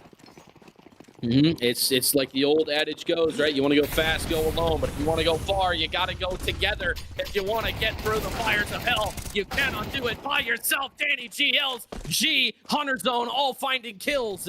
And now with a 4 versus 3, bomb will go down on the B site. Not much else that can be done by the CTs at this point. 40 seconds left, starting now. Cancel's made his way up into tunnels, and then we've got 2 on the other side of the main doors. Flash goes out, and now it's Stir to try and get a molly off on a critical position. Somebody's walking through smoke, though. That's Cancel up there. Is he gonna walk this smoke? If he walks this smoke, they're not gonna see it coming. He's still in there. He has to decide. He does walk out the smoke. Finds Pancake on default. Now knows that one is big box. He's got to try and take him down. It's Gino who finds them both. Comrade Sniper quick scopes him. And now it's 1 versus 2. Hunter Zone and Gino have to try and hold him off. There's not enough time. He's got to make his move, or he's got to get the save. One or the other. You have to make your decision. He finds them both. Does he get away alive? No, he does not. Oh my goodness. Everybody is dead. And Ordnance Overlords have their 5th round. But my goodness, Comrade Sniper was about this close to getting away there. Yeah, it's unfortunate that after such a great round that they had there, they lose it to a B rush. And now it's 5-2 in favor of Ordnance Overlords. Legati not finished yet, though. Economy still favoring a rebuy. They're going to be a little bit light, though. 2 SMGs, but I think they might be able to make it work. Depends where they're putting. I think they're putting them both on B, so this could work. This could be an effective buy. Yeah, 100%. This is something that absolutely can work on this map. With Comrade Sniper getting boosted into Cat, he is going to be in perfect position here. Oh, Pancake has no idea. It's like watching an antelope on a nature documentary. Oh, but they get down. They get down from the boost. Oh, no. Pancake gets saved by sheer timing. And I think he knows that they're both there. I think he's seen them. He's jump spotting it. Yeah, he does know. He sees the shoulder.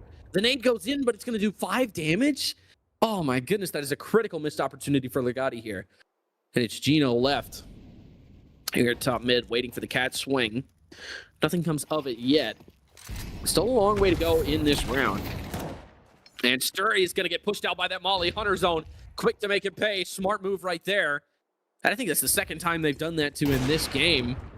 First one being, oh my God, Comrade Sniper just swings out and takes down Danny DLs. He jumps up, tries to get the 2nd shot, won't get there. Hunter Zone kills cancel as a result. 4 versus 3, and the A-bomb site's fallen. 40 seconds to spare, and Phobos getting his feet shot as well. And now Comrade Sniper moving back up to top mid here. He's going to like to go all the way back down the long. I think at this point they're just playing for exits, and they are not doing too hot. Pancake takes down G elsewhere right as Gino is about to get a scope on Comrade Sniper, and he is looking like he just wants to save this up here. Meanwhile, Phobo in bottom mid is going to be electing to camp this corner. So looking like a quick save here for Legati, and up to 6-2 here. If I'm Legati, what's my best course of action right here? Well, assuming they save these guns, they got to either this round or next round call a timeout and figure out what's going wrong. They're getting picked apart in the most unfortunate of ways. I really think this could be a closer game than it is, rather than being 2-6. If just, I don't know, a few different things went their way, and they have to figure out, is this maybe a positioning issue, a tactics issue? I mean, if it's just aim, there's not much you can do about that, but I suspect there are things that they could course correct, and they know that they should be able to course correct. So they really should call a timeout and slow it down. Yeah, that is one of the main things. That's one of the things that you just see all the time in competitive Counter-Strike, and you can see they take their first one right there. So they are going to take it. Z. All right. You know what? We'll talk about it later. But some of y'all did not learn how to spell at school, and it shows. Hunter Zone taking down the first. It's Phobo, and Pancake will go down as well. Stirs the man on the plate right there, and as the screen freezes, nope, we're back. Tover stuck up here top mid with an M4A4. I was gone for like less than 3 seconds. I don't know how he managed to get there, but he has, and now the B-bomb site is going to be open here. Ordnance Overlords looking well on their way to their 7th. Stir's not going to be able to stop him from crossing. Does he even know that Tover is up there? I don't think he does. He swings out without a second thought. And the smoke is going to go down as well. And it's going to allow him to potentially escape, and it will. Hunter Zone. Oh my God, that is disgusting from Hunter Zone. What an absolutely insane play from him. What an insane game. He's 18-3. This man is on an absolute tear, single-handedly ripping through them with his bare hands. 20 seconds left on the bomb, and there's nothing Legati can do. Finds another one. Trying to make 20, can't quite get it there. That's Comrade Sniper on the refrag. But my goodness, it is not looking good here for Legati. But the one man they can count on is Comrade Sniper. Oh my God. We've got 2 Titans going at it right here in Hunter Zone and Comrade Sniper. And Whew, Legati, again, not in a great spot. You got to take that time out and really start thinking things over here. We got to get these rounds back. You know what I mean?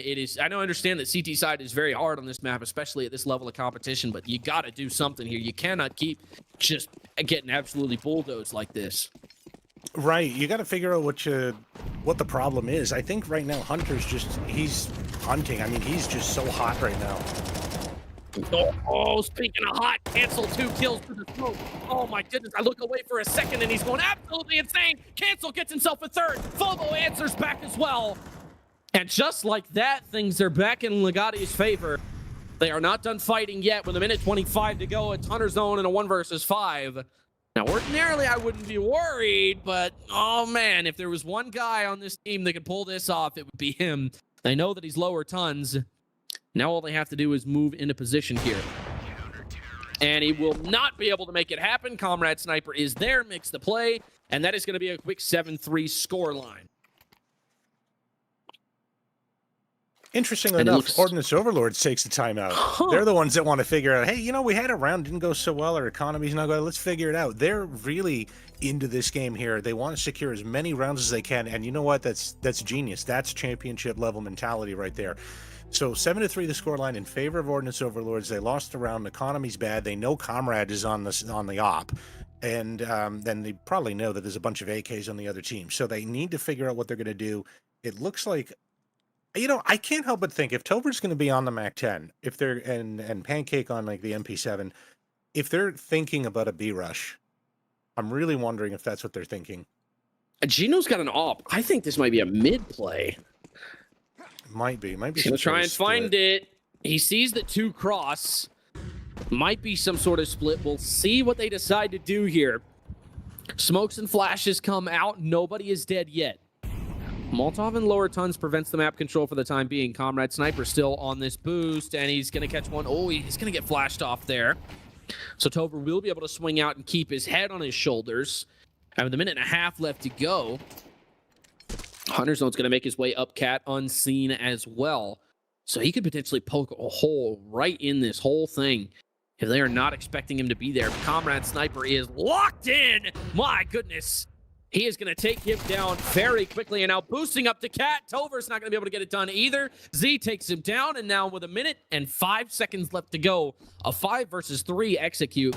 There, you're asking a lot out of the guys over here on A, especially with everybody else rotating. Sir finds one. Danny GL gets a double with the MP7. Sir takes down Gino. And it's Danny GL's to try and put it together. But he can't quite make it work as Fobo is there to make the play. And now Legati is up to their 4th round, putting themselves in position for a potential 7-5 half here.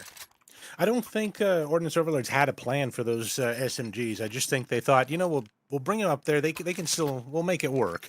And I can understand it, but unfortunately, Legati is not playing that poorly enough that the SMGs will outperform them with the AKs and M4 and obviously Comrade's op. Good grief, that thing is, it's sounding off every round. Yeah, literally. I'm excited to see what he does with it. You know who else I'm excited for?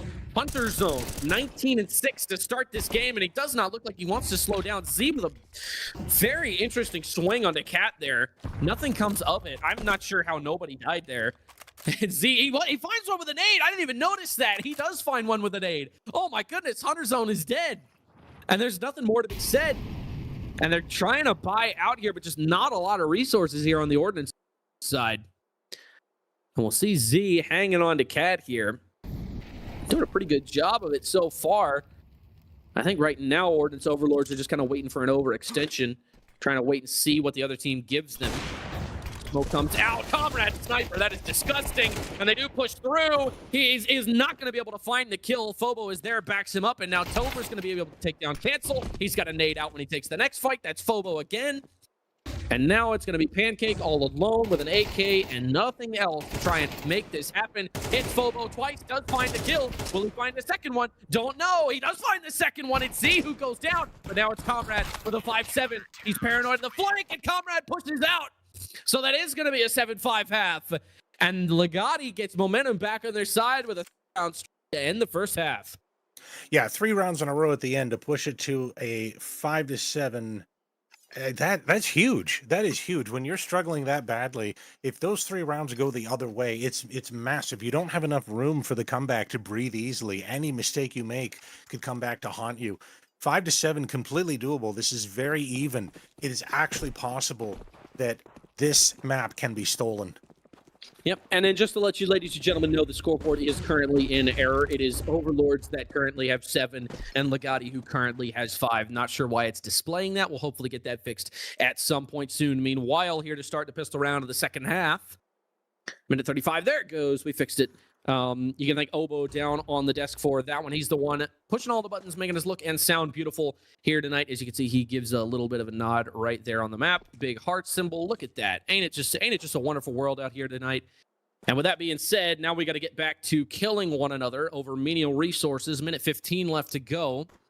And Pancake is going to be holding Cat. Rounds are flying, but none of them are connecting as of right now. The ranges are still just a bit too long to try and expect too much right here. Gino jump spotting. Nothing comes of it. And they are going to use this opportunity to just slowly move back to B. Hunter Zone's in a very, very off angle here, though. Are they going to expect him right here? No, they're not. Finds the first, and he'll find the second as well. Hunter Zone's got 3. He's got 4. Hunter Zone takes them all down. He picks them up one by one and choke slams them into the wall. My God. Hunter Zone. That is absolutely insane. It's Overlords find 8. 23 and 7. This guy is not going to give up this map easily. Okay, they took the first map loss, Legati's map pick, fine. This map, he's not going to give this up without a massive fight. If he has to carry the team on his back, he's going to do it. Absolutely, but how far can he go? How far can one man take 4 other guys? How strong can one man be when being strong is the only option? They swing out Hunter Zone. He finds himself another. He's got himself another. Taps for 3 more. Can he get the 4th? He does! Unbelievable! Hunter Zone is on an absolute steamroll. We are 15 rounds into the game, and he's got nearly 30 kills. That is unbelievable! This is now just Team God. Hunter Zone at this point. This is his map. This is his game. 27 and 7. He's going to hit 30 before this game is up. There's almost no way statistically that it doesn't happen. Oh my God. I mean, there's just simply no words. He's playing out of his mind right now. And it's like we said, you know, how far can one man go? I think we're about to find out just how far one man can indeed go. Gino holding mid. Molly goes into the smoke. Nothing comes of it. Flash mid's going to take his attention away. But as of right now, the Molly on Cat slows down the assault. It's going to be Pancake who takes it head on. Smoke is going to delay them for the time being. They got all 5 guys here on Cat. As Comrade Sniper now elects to dive back down. Hunter Zone bites the dust for the first time in 3 rounds. It's Comrade Sniper taking him down. The Titan on the other side of the equation. And now as the rest of them gather up towards Cat, it looks like they are just all wanting to push from this direction. Comrade Sniper, paranoid of another mid presence. His suspicion is not entirely unfounded as Gino is there, but now he catches Danny GL's on the flank. Now 5 versus 3. They can really decide to go wherever they want here. It looks like they are going to commit to the A site. Pancake can't get anything done. It's Fobo on the kill with the Galil. 50 seconds left and the bomb is going to go down. And it is all going to come down to what Gino can do from bottom mid here. But if he can't get anything done, then it is going to be a quick, 4 up, 4 down for Comrade Sniper. He's got 3 in the round, potentially 4 if Tover decides he wants to get aggressive. But I think this is just going to be a quick save from him.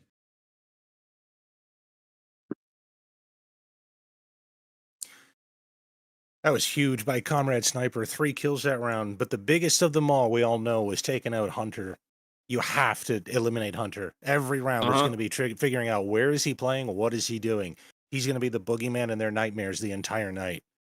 And at some point, right, sometimes a guy is just so good, and this is something that I talked a lot with Ruby Rex about a few years ago, but it was just one of those things where it was like, at some point, you just got to find out where this guy plays and go everywhere.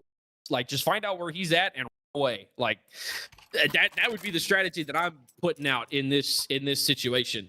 But Legati finding their 6th round here. There's only a 3 gap between the two teams. This can flip on its head in a heartbeat if they are not careful, and it looks like we are going to see everybody on a full-ish buy here. Pancake and Danny GLs both on submachine guns, but it's looking good so far. Minute 47 left to go.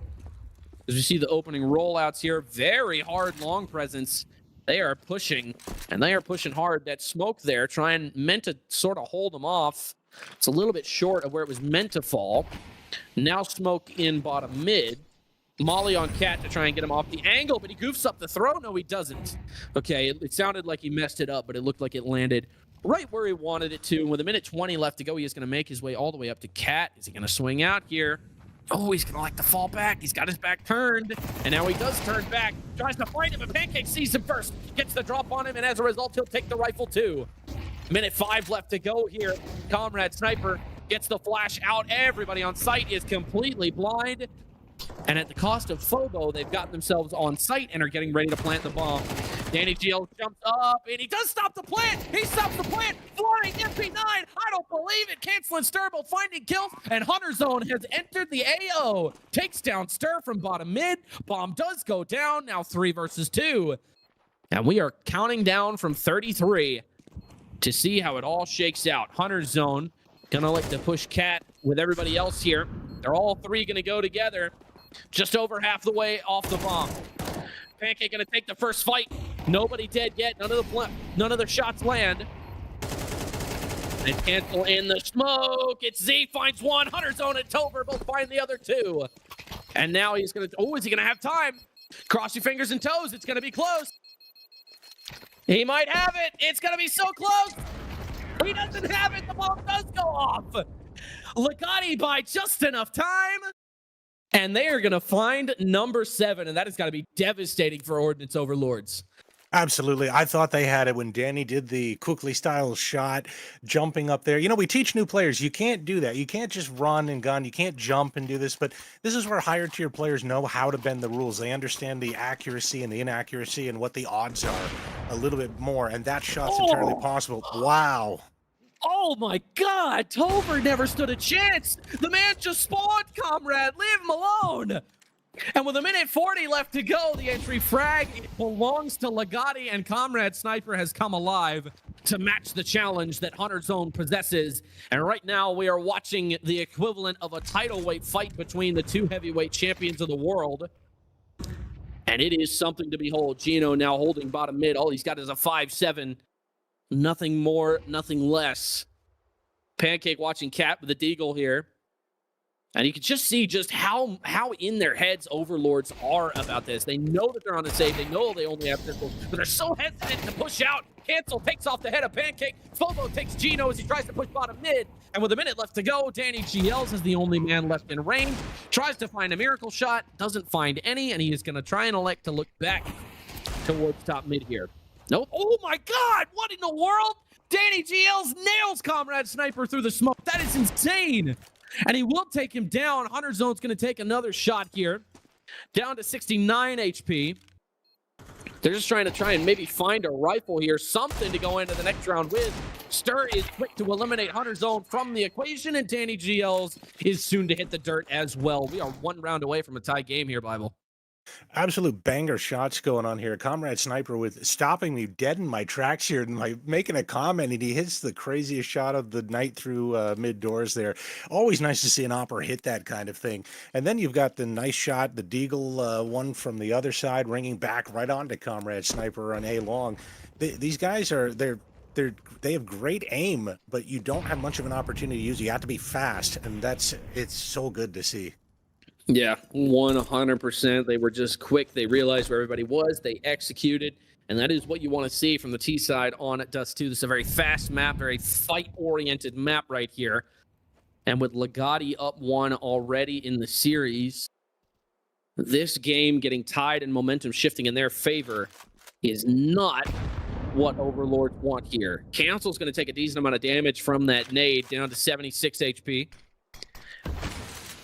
Still nothing to report mostly. Flash goes out trying to find the fight. Can't get anything done. And now he's going to be answered back. It's Gino. Now he elects to fall off the angle. 3 men on the A bomb site as everybody else tries to keep mid control.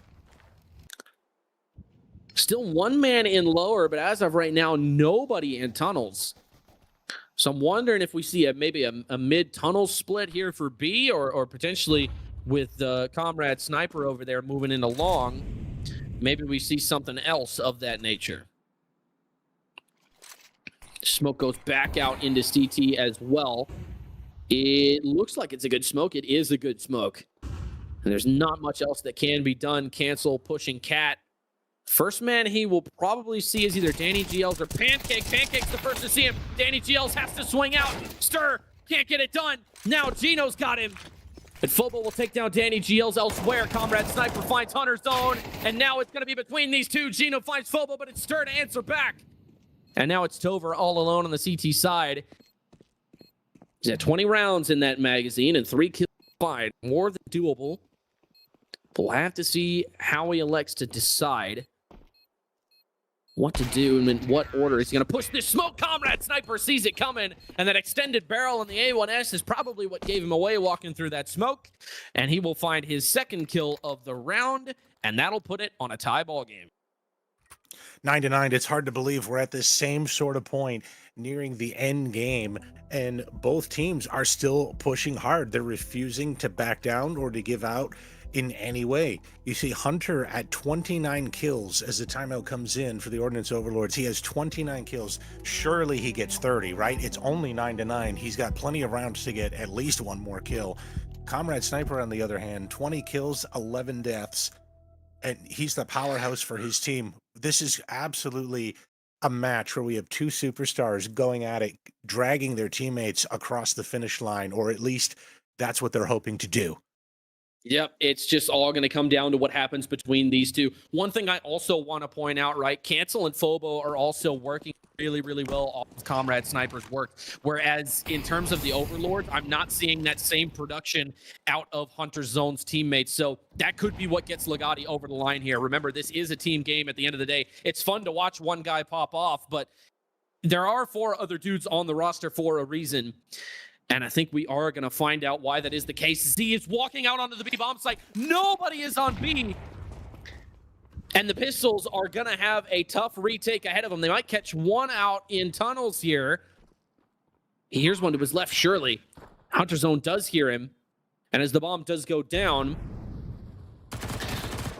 is he going to find it? Yes, he does. And he won't find the second. Comrade Sniper is there, makes the play to pick up the gun. But as for trying to find that rifle, Comrade Sniper just nails him out of the air. Nobody's going to go try and get that rifle. I think Pancake is finally going to, or excuse me, Gino is going to be the man who picks it up. And now they are just waiting for exits here. Are they still trying to go for this? No, they are not. They are definitely saving or going for exits here. And Gino is going to have an assault to get through. Finds the first 2, finds the third, won't find the fourth, but my God, he does some damage. And Pancake runs through. He cleans up. Oh my goodness, what a great team play from Overlords right there. It's so sad. They did a great job cleaning up the kills here, but look at the money for Legati. They're loaded with cash. They're able to fully buy here, and some team members have some money left over. Yeah, it looks like 3 of them will be a little bit on the poor side. Cancel, though, sitting on 8,400. Stir is 5,400. So as long as they don't get completely wiped out here, Legati has enough money to finish out regulation, whereas I think Ordnance Overlords are suffering from that CT economy. They can buy here, they have the full buy, and they called a timeout, which, again, I appreciate. I'm a huge fan of teams taking their timeouts. Ordnance Overlords now sitting at 9-10, full buy, op in place in the hands of Gino. They have to make this work here. Hunter has 30 kills. Surely they're not going to let this map fall. Yeah, they have to go out and get it right here, right now. If you've got any play on that play sheet that is Tover hit. has a star next to it. Oh, Tover did get hit. You're absolutely right. I completely missed that. Tover gets nailed by Comrade Sniper down to 7 HP. And that could potentially have ramifications for the rest of the round, but it's one of those things where you talk about when you go get exit kills, especially like that. Those don't play ramifications immediately, but they will have effects 5 rounds from now. And 5 rounds from now is going to be the end of the game. So those exit frags could potentially play a factor in whether or not Legati has money in the last round of the game. But we'll have to see how it goes. Minute 16 left to go. as nobody is dead. Tover's hurting, but that's about all there is to report. Map control and utility exchange. A lot of long control for Legati here. As you got one in bottom mid. Comrade Sniper fearless with that AW. Just pushes up, not even scoped. My goodness. And with 55 seconds left, Danny GLs knows that his teammates are covering him on Cat. And they might just like to play very, very passive on long here. That is exactly what they're doing. They're just setting up to try and prevent the bomb from getting planted. They're not playing to win. They're playing to not lose. Let's see how it works out for them. 40 seconds left. Here we go. Score is 9-10. This to get Overlords on double digits. They're going to have to try here. The molly gets extinguished by the smoke that's next to the site, and another molly fails to land. Now the fights come out. Z is the first to find a kill. It's Danny GLs who goes down. Gino enters back with the AWP, so does Tover with a rifle. Cancel finds one. Gino's got himself another. Fobo hits the deck. Is he going to try and stop the bomb plant? He will not, but Comrade Sniper from Car takes down Tover. 2 versus 2 now. As the T's get themselves reorganized, they know the last two are Cat. Comrade Sniper finds Gino, but Pancake answers back. Now, 1 versus 1. He knows the other one is on site. It's being told to him by his teammates. Flying through the air, sets his feet, and fights the shot. Pancake keeps Overlord's hopes and dreams alive, and he'll put them on 10 rounds to tie this thing up. This is going to be very tight right now. Economy is actually now really coming into play here. Both teams are struggling to find a supreme position here, and they can't do it. 10-10, it's being dragged out to the last round here, and this is just map 2. If Legati wins this map, they win the whole thing. But if Ordnance Overlords wins 3 more rounds, we're seeing a whole other map of Counter-Strike here. Yep, and that map is Overpass, so just keep that in mind with everything you've seen here today. Right, with Gino watching Cat, it is gonna if it comes down to Overpass, it is really anybody's game. Overpass is a really good map. I haven't casted that one in a long time. With 1:30 left to go, pistols for Legati. What can they try and do here? And we've seen this boost 3 times already, and it finally gets a kill. Cancel swings out, loses his head. Not much he could have done there, especially with the pistols being where they are at. Very low risk round, all things considered, for Ordnance Overlords. I think they know that as well if they have somebody that's designated to keep track of the other team's economy. We'll see, though, as they rush out in mid, the molly does go down. It starts damaging people, and the kill zone begins. They get boxed in. Stir is able to find a kill, but now it's 2 versus 4 as they keep pressing the smoke. Comrade Sniper finds another with a Tech 9. The bomb starts getting planted, but Tover is there to make the stop, and Comrade Sniper is still alive. He takes down Pancake with a Tech 9 as well, and he has the scout. No, that's the AWP. But he's looking at the wrong side. Tover swings out, takes him down. And even though that was a pistol round, a lot of damage got did to the Overlord economy right there. Yeah, very much so. They're going to have to rebuy everything. And I missed that. I think he picked up the op at the end there, so at least they didn't lose that. 11-10, Ordnance Overlords. Hunter only sitting at 31. I think he's kind of getting... Either maybe his teammates are stepping up. Gino with 20, maybe that's it. But Hunter has slowed down a little bit now at the end of this regulation. It is also just more difficult to get those kind of kills on the CT side because they're just going to try and avoid you. Hunter Zone does find one for his team. He's quickly fragged out by Fobo. So Z and Hunter Zone on the ground. Tover first to hit the deck on the B site. Comrade Sniper, the man who makes the kill. Gino sees 1 cross, not 2, before the smoke pops. Bomb starts to get planted. The bomb will start to be planted. As soon as it can make its way there, Fobo is moving as fast as he can, and Gino is just waiting. Oh, this is a and that is going to give them, yeah, this is a very, very long rotate, but that is going to give them plenty of time to set up for this retake. However, it is 3 versus 4. With Fobo being super low, I don't think man advantage is as concerning as it normally is, but with Comrade Sniper back here, Danny GLs is essentially out of the fight unless he still comes in, and now he is out of the fight for good as Comrade Sniper takes him down 2 versus 4. And if you're Ordnance Overlords, you got to consider saving here with the money in the situation that it is, and they are going to save. They are going to start running away. Pancake puts some suppressive fire back down on positions, but they're going to hunt for these exits. They know the kind of situation that the enemy economy is in. They're going to press for these kills. Gino does get hit through the smoke just once, down to 74 HP. Now, these exit frags could determine the escape of the game, and they are going to keep him pinned in CT spawn. Bomb ticks down. And I think they are going to be able to survive. They will. And now we are tied at 11. That's terrifying. The B bomb site take succeeds for Legati. Honestly, I really did not think it was going to go as well. When they finally took the site, what was terrifying is the bomb being so out of place. That really suggests to me that Legati wasn't really necessarily planning that B bomb take the entire time. Or if they were, they forgot a crucial ingredient in the recipe, namely the bomb. Oh, Comrade Sniper nearly gets the boosted sniper shot right there. He does tag him, though. Oh, we did tag him. Oh my God, I keep missing that. Wow. Tover does get brought down to 26 HP. And now, with 1:36 left to go, they are going to keep pushing here. And now it all kind of goes quiet. This is one of those situations where nobody wants to be the guy that gets killed first.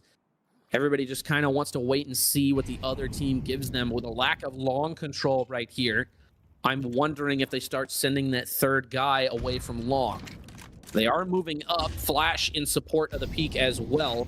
Danny GLs knows that it's clear. Molly's out the house. And meanwhile, Legati has yet to move. They are being very stagnant right now. And as long as Overlords keep taking this map control, they could potentially get boxed in. So far, so good, though. 55 seconds left in the round. Still not much to report. Cancel down to 90 HP. Got 3 stacked up in upper, 1 in lower, 1 moving up. Cat Comrade Sniper nearly makes himself an absolute legend, or more of a legend than he already is, with an attempted quickscope right there. And now they start filling out of tunnels. Tover calls it out, but it's too little, too late. He can't even find the one. And now the bombs will start to get planted. It's Legati trying to make it happen. Sir finds Hunter Zone through the smoke. Now 5 versus 3, 5 versus 2 as Comrade Sniper picks off Danny GLs from top mid. And it's Gino to try and answer back. Nothing much more can be done. 5 versus 2. We can see Legati on match point. 30 seconds left on the bomb, and they are going to fall back. They are going to elect to save for the next round. And so, in one fell swoop, with one quick motion, working as a team, Legati have gotten themselves onto match point. And as a result, championship point here on Dust 2. More engagement here on the long side of things. Comrade Sniper taking another gun out of Overlord's hands. The odds are not going to be in their favor. Going into the next round. Oh my goodness, I can't even imagine how nervous those guys are feeling down there right now. Oh, they survived there. At least they have the op with Gino. There's something they can work with. It looks really bad, honestly, for Ordnance Overlords. They're not going to have the buy they want. 3 SMGs, 1 op, 1 M4. And Comrade Sniper on the other side with now 31 kills. He is matching almost kill for kill with Hunter Zone. Oh no, what is going on? They're falling apart. They've got nothing left to work with, and somehow even less as Gino gets dropped with the AWP, 3 SMGs and a rifle to try and tie the championship, to try and take us to overtime. Danny DL walks the smoke, nothing comes of it. Fobo is there, makes the play. And now they are 3 kills away, 3 crucial steps away from being champions here in the global tier of Entry Point Esports. With 1:23 left to go, Hunter Zone finds the first. That's a good first step in the right direction, trying to get us to overtime. Hunter Zone, he's been here for his team all day, all playoffs, all season long. Cancel finds Tover elsewhere. He's going to need him one more miracle. Does he have it left in the tank? He won't get there. Hunter Zone hits the deck. It's Pancake all alone. 1 versus 4. Bobo makes the play. Ladies and gentlemen, Legati are your Entry Point Esports Global Tier Season 1 champions. Unbelievable leads here on 2. And I can't think of a better MVP than Comrade Sniper. What in the world finish? Yeah, he absolutely played out of his mind on map 2. It took him a little bit of time to warm up. Hunter was just on fire, shutting down his team at every turn. And finally, Comrade had enough. He got the op and he got good. He got as many kills as he could in such quick succession. 32 kills, final kill count, 32 to 15. Can we also point out they won map 2 with 3 of the players on Legati with a negative KD. Comrade was taking the majority of those kills. Fobo next up with 19 and 17. Legati absolutely upset in this round, stealing the map pick of Ordnance Overlords for map 2. This was an absolutely unbelievable performance. This was not exactly what I expected. I thought they'd come in hot. I thought they'd come in swinging, but especially at the beginning, I didn't think Legati had the gas in the tank to go the distance on Ordnance Overlord's map pick. I thought for sure we'd have to see an elongated fight, a really rough third map here. But no, Legati says no. Conrad himself says no.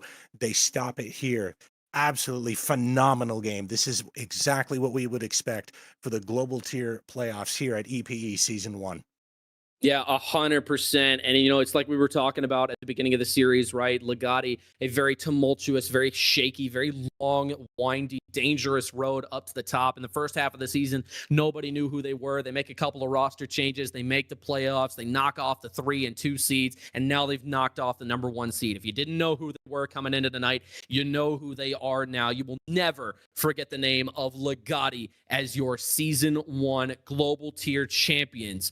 Unbelievable. And if you're Ordnance Overlords, you still have a very, very good season to be proud of. Take that accomplishment, take that feeling into next season, right? Hang your heads high. You did nothing that you should be ashamed of here tonight. Everybody played absolutely great. This is one of the best games that I've ever had the personal privilege to witness.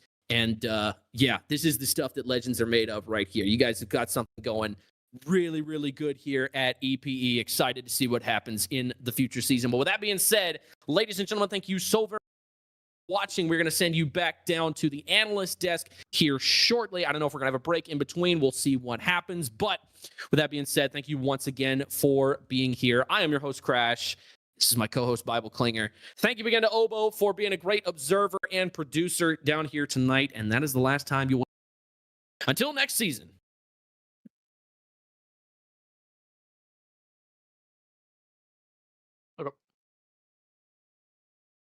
And what a series there. Coming off of a 2-0 from Imp. Bit shaky on Dust too, but it really was just the Hunter Zone. Oh, and Comrade Masterclass. But speaking of Comrade. Oh shit, okay, alright. Speaking of Comrade, we have him here, and we also are joined by Pancake for some post-game interviews. And Z as well. Don't worry. Ooh, we've been calling X this whole time, but Post, you got any questions? So, started off a beautiful, beautiful 2-0 match. I really thought I was going to go to 3 matches. It was looking like that at first on Dust 2, which I got to give a lot of credit for you Imperial guys bringing it back. And just going off of that, how did it feel, you know, just getting your butt handed to you, and then you just realize, you know what, we can bring this back? Well, you know, I basically just yelled at them for the first 6 rounds about why they're bad. Yeah, that's true. And once they were like, damn, yeah, kind of true based. Then honestly, actually, Cancel made like the big call that switched things up. He switched himself on to B because we weren't playing spawns, and he got a big 3K, I think maybe even a 4K on a B hold. And from there, we kind of just were able to settle in, right? Like we just weren't dictating pace, and like the few rounds that we tried to dictate, we were wrong on those buy rounds. But like once we got that, then we kind of got to slow down. You know, we got to say that B was closed, so we know that they have to kind of come towards A or mid, and then we shifted our pressure there, and I think that worked out pretty well. Also, Z's way better when I just tell him to hold an angle and just stare at that, look at that, nothing else, do that. He's really good at that. Stir's an animal. If I put him on an angle, he's going to kill that first guy like 99% of the time if Util's not involved.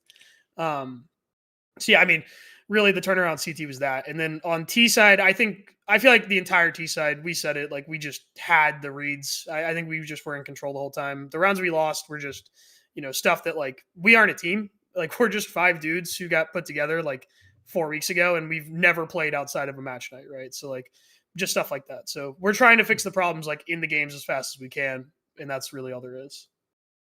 And you really did, honestly. And Comrade, I gotta ask, how are you feeling off of that? That was a good masterclass of a play and masterclass of a game from you there. Yeah, I'm feeling pretty good. I mean, I knew especially like a lot of those save rounds where I just got like those cheap 4Ks that like, 0 R-dubs, not a single round win share on those bad boys. But I was like, okay, I'm hitting. I just have to get fucking involved. Like, like I was playing, honestly, I was playing kind of passive. I was playing like how my ESEA team does, right? Where I'm more of a rotate and I pick up when the pieces fail. But instead I just started getting myself in there earlier or like dictating. I think I tagged or killed somebody cross like every round of the entire T side. Yeah, so many rounds you tagged. And like I have a pretty good whistle for that. So I'm like, guy on B's tagged, and then we're calling and we're like, yo, what if we just stood still and made them think that they like, make them panic, right? Like take a piece of control, threaten that we took another piece, and just stand still and let them reaggress into the op. And if they don't reaggress, threaten that we're going to hit that site and then hit the other way, right? So that was a lot of the plan that we just took in. And I think because I was shooting well, we were able to do that. And then the boys helped execute. They all listened well, so we won for that. Yeah, stats-wise, it really just was a you show, though, but a lot mentally was your teammates, too. Like, oh, yeah. They set you up so perfectly. Why are we underselling my performance? I was an active member of that fucking game myself. It wasn't just Z was there. I was there. I was getting kills. It wasn't the one-man show. I know. Don't worry. The stat line doesn't matter. All that matters is you got the win. Yeah. Exactly. I think there was a point in the game where Z goes, man, it's really just Hunter. And I go, huh. Yeah. And that was when I realized that he had 8 more kills than me. And I was like, okay, I have to fix that.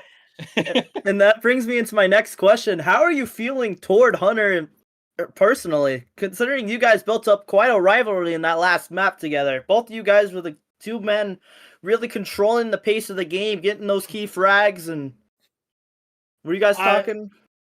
Being completely honest, I think the boys might have thought about it a little, but like I literally, until I would die, I had no clue.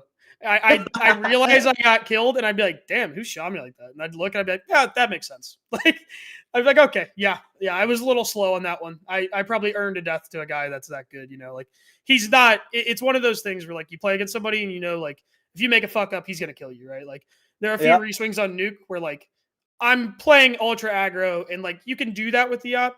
But there was one I think of specifically where I was mini and I was re-racking, and you really should re-peek at the end of your re-rack, when the gun's ready to shoot. And I peeked a little before, and Hunter fucking nailed me to a cross. And it was really ent on my part.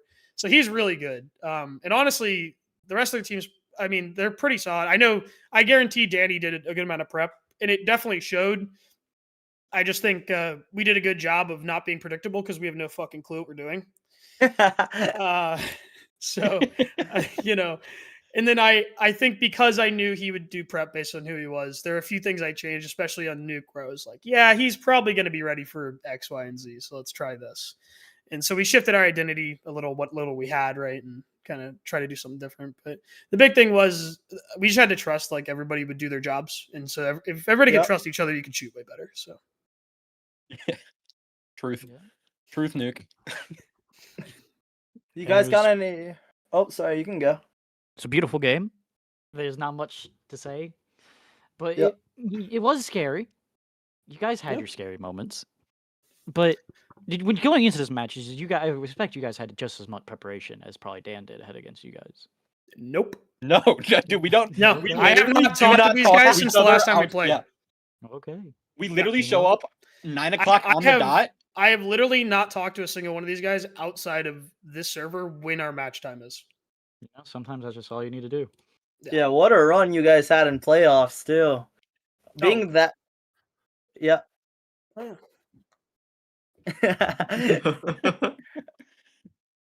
Yeah, I'm gonna just. Yeah. All right, I'm just gonna finish my last statement really quick.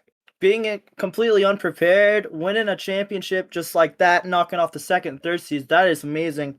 So you guys, good job to you guys. Congrats on winning. We're going to move it over to Pancake here. How are you feeling after that loss? I'm feeling not too bad. I'm just proud of the result, how far we came. I think on paper at the beginning of the season, I was told a few times, or like we were told a few times, this team wouldn't work on paper really. It didn't seem like the right lineup. Me being first overall pick just felt weird. I don't know. You had a pretty good showing, especially on Nuke as well. like you had on that CT side, I would say you had the most impact on that team. Yeah, I was definitely trying to play my heart out on Nuke, but when it got to Dust, it just started to fall apart a bit. I feel like Yeah. comms got messier. People just, yeah, it was getting a bit messy. We prepped a tiny bit for this, not much though, maybe just a bit in the nadar, but yeah, not much. Pose, you got any questions? So you know, you suck to see it happen, but it happens. But overall, I think you guys did amazing this season. I think there's a lot to look forward to your next season. I can't wait to see who comes back out of everyone. And Yep. do you just have any like thoughts and about what you want to do next season if you join? Don't know about next season. I was just thinking of probably taking a break for after this season. Not much to do. I mean, I kind of want to focus on the SCA, but from the team, honestly, I hope the boys come back. Maybe I might come back in a later season. I don't know, but after this, probably just take a break for a bit. Been playing too much CS. Get the good old burnout. Yeah, Yeah. well, Z knows how much CS I play. Dude, bro, Definitely. yeah, I mean, I've been playing so much CS myself too. I just crashed out. Like I crashed out, gave someone, I have like a pugging server. I gave someone else ownership of it. I left it. I uninstalled Counter-Strike. Like I was so ready just to quit this game like a week ago. And I was like, wait, I gotta finish the EPE season. Like, yeah. Yep, and you I finished know it and that you want to feeling. chip. He tried to dodge us in our semifinals. Like, saying That he wasn't cut even his dude, finger. I cut my finger. I literally cut my finger doing the dishes. Then you played though, didn't you? It hurt. I'll tell you that. That's fair.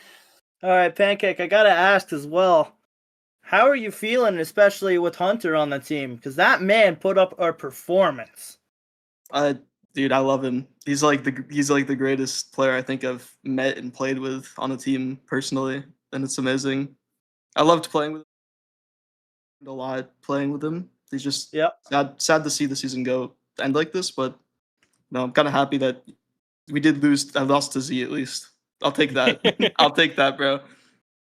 Yeah, you had a very fantastic season. Very good couple of games come out. Sad to see it lose, but it was a very good performance from everyone. I would agree. And what were the comms like during that game too? I'm really curious. Just messy. We got messy. Yeah. And mixed comms happened, and I feel like that's how stuff started to fall apart. Not like our usual games. It was kind of weird to see it happen like that. I think nerves were kind of in the way there for some people. Definitely Tover. Shout out Tover. Yeah. We are gonna move on though. Thank you guys for coming in for the interviews. Thank you, Pancake. Thank you, Comrade. Thank you, Z. Congrats on winning the championship. And I'm sorry that season ended like that for you, Pancake. You did very well.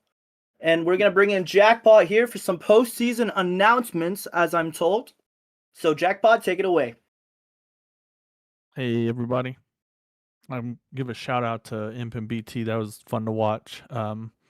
Absolute 2-man banger. They're on Dust 2. All the door shots was crazy. Some crazy pistol rounds. That was a good watch. We have the season 2 schedule announcement to put out. We can be getting that on screen here in a moment, and I'll put it live in the league announcements chat for everyone looking to play next season. It's all laid out. Placement times are laid out. If you're new watching this for the first time, just sign up. We'll put you into one of the divisions. Start getting you some games, and we'll adjust you throughout the season depending on your performance. Do we have that coming, Obo? I'm working on it. Perfect. No worries. Basically, we're going to take a couple week break here. The first placement day is going to be, I believe that's April 27th. We're going to have 2 full weeks, and then we have about a week off for transaction days and numbers, just to help everyone out. And then we're going to jump into the draft. I believe we have that on screen now. There we go at the top. So this will go live in the chat, of course. We just wanted to give the viewers a sneak peek for staying with us. This is going to roll us into a season 3 that ends in the first half of December, at least 2 weeks before Christmas was the goal. There's an entire Thanksgiving break for season 3 as well. So that's going to just explain why this is laid out the way it is a little bit and the total number of match days. Our second big announcement is that we have a new franchise already coming out. Oh. We want to thank Spidey for his time GMing, and Cure and Kaiser. They decided to step away. Spidey's going to put in some more effort into media and take care of some real life work. And with that, we're going to bring in Young Robot coming over from Bot with an unnamed franchise. We're still working on the branding. We want to congratulate Young Robot. He's one of the founders of the league. He's been around since day one. He's been a great GM. And he's just someone I think helps keep the brand going and being a great member of the community. So big round of applause to Spidey and crew and to Young Robot. It's the GMs that really keep the league running because they're the interface with the players. So we always want to have the best GMs possible just for everyone. Atrax in the chat says they're going to miss Robot so much. Absolutely. Yep. Atrax and Robot are boys. They've been boys since day one. It's kind of a bittersweet thing. Hope they enjoy their new rivalry. That's the only way you can approach things like this. You can't be friends.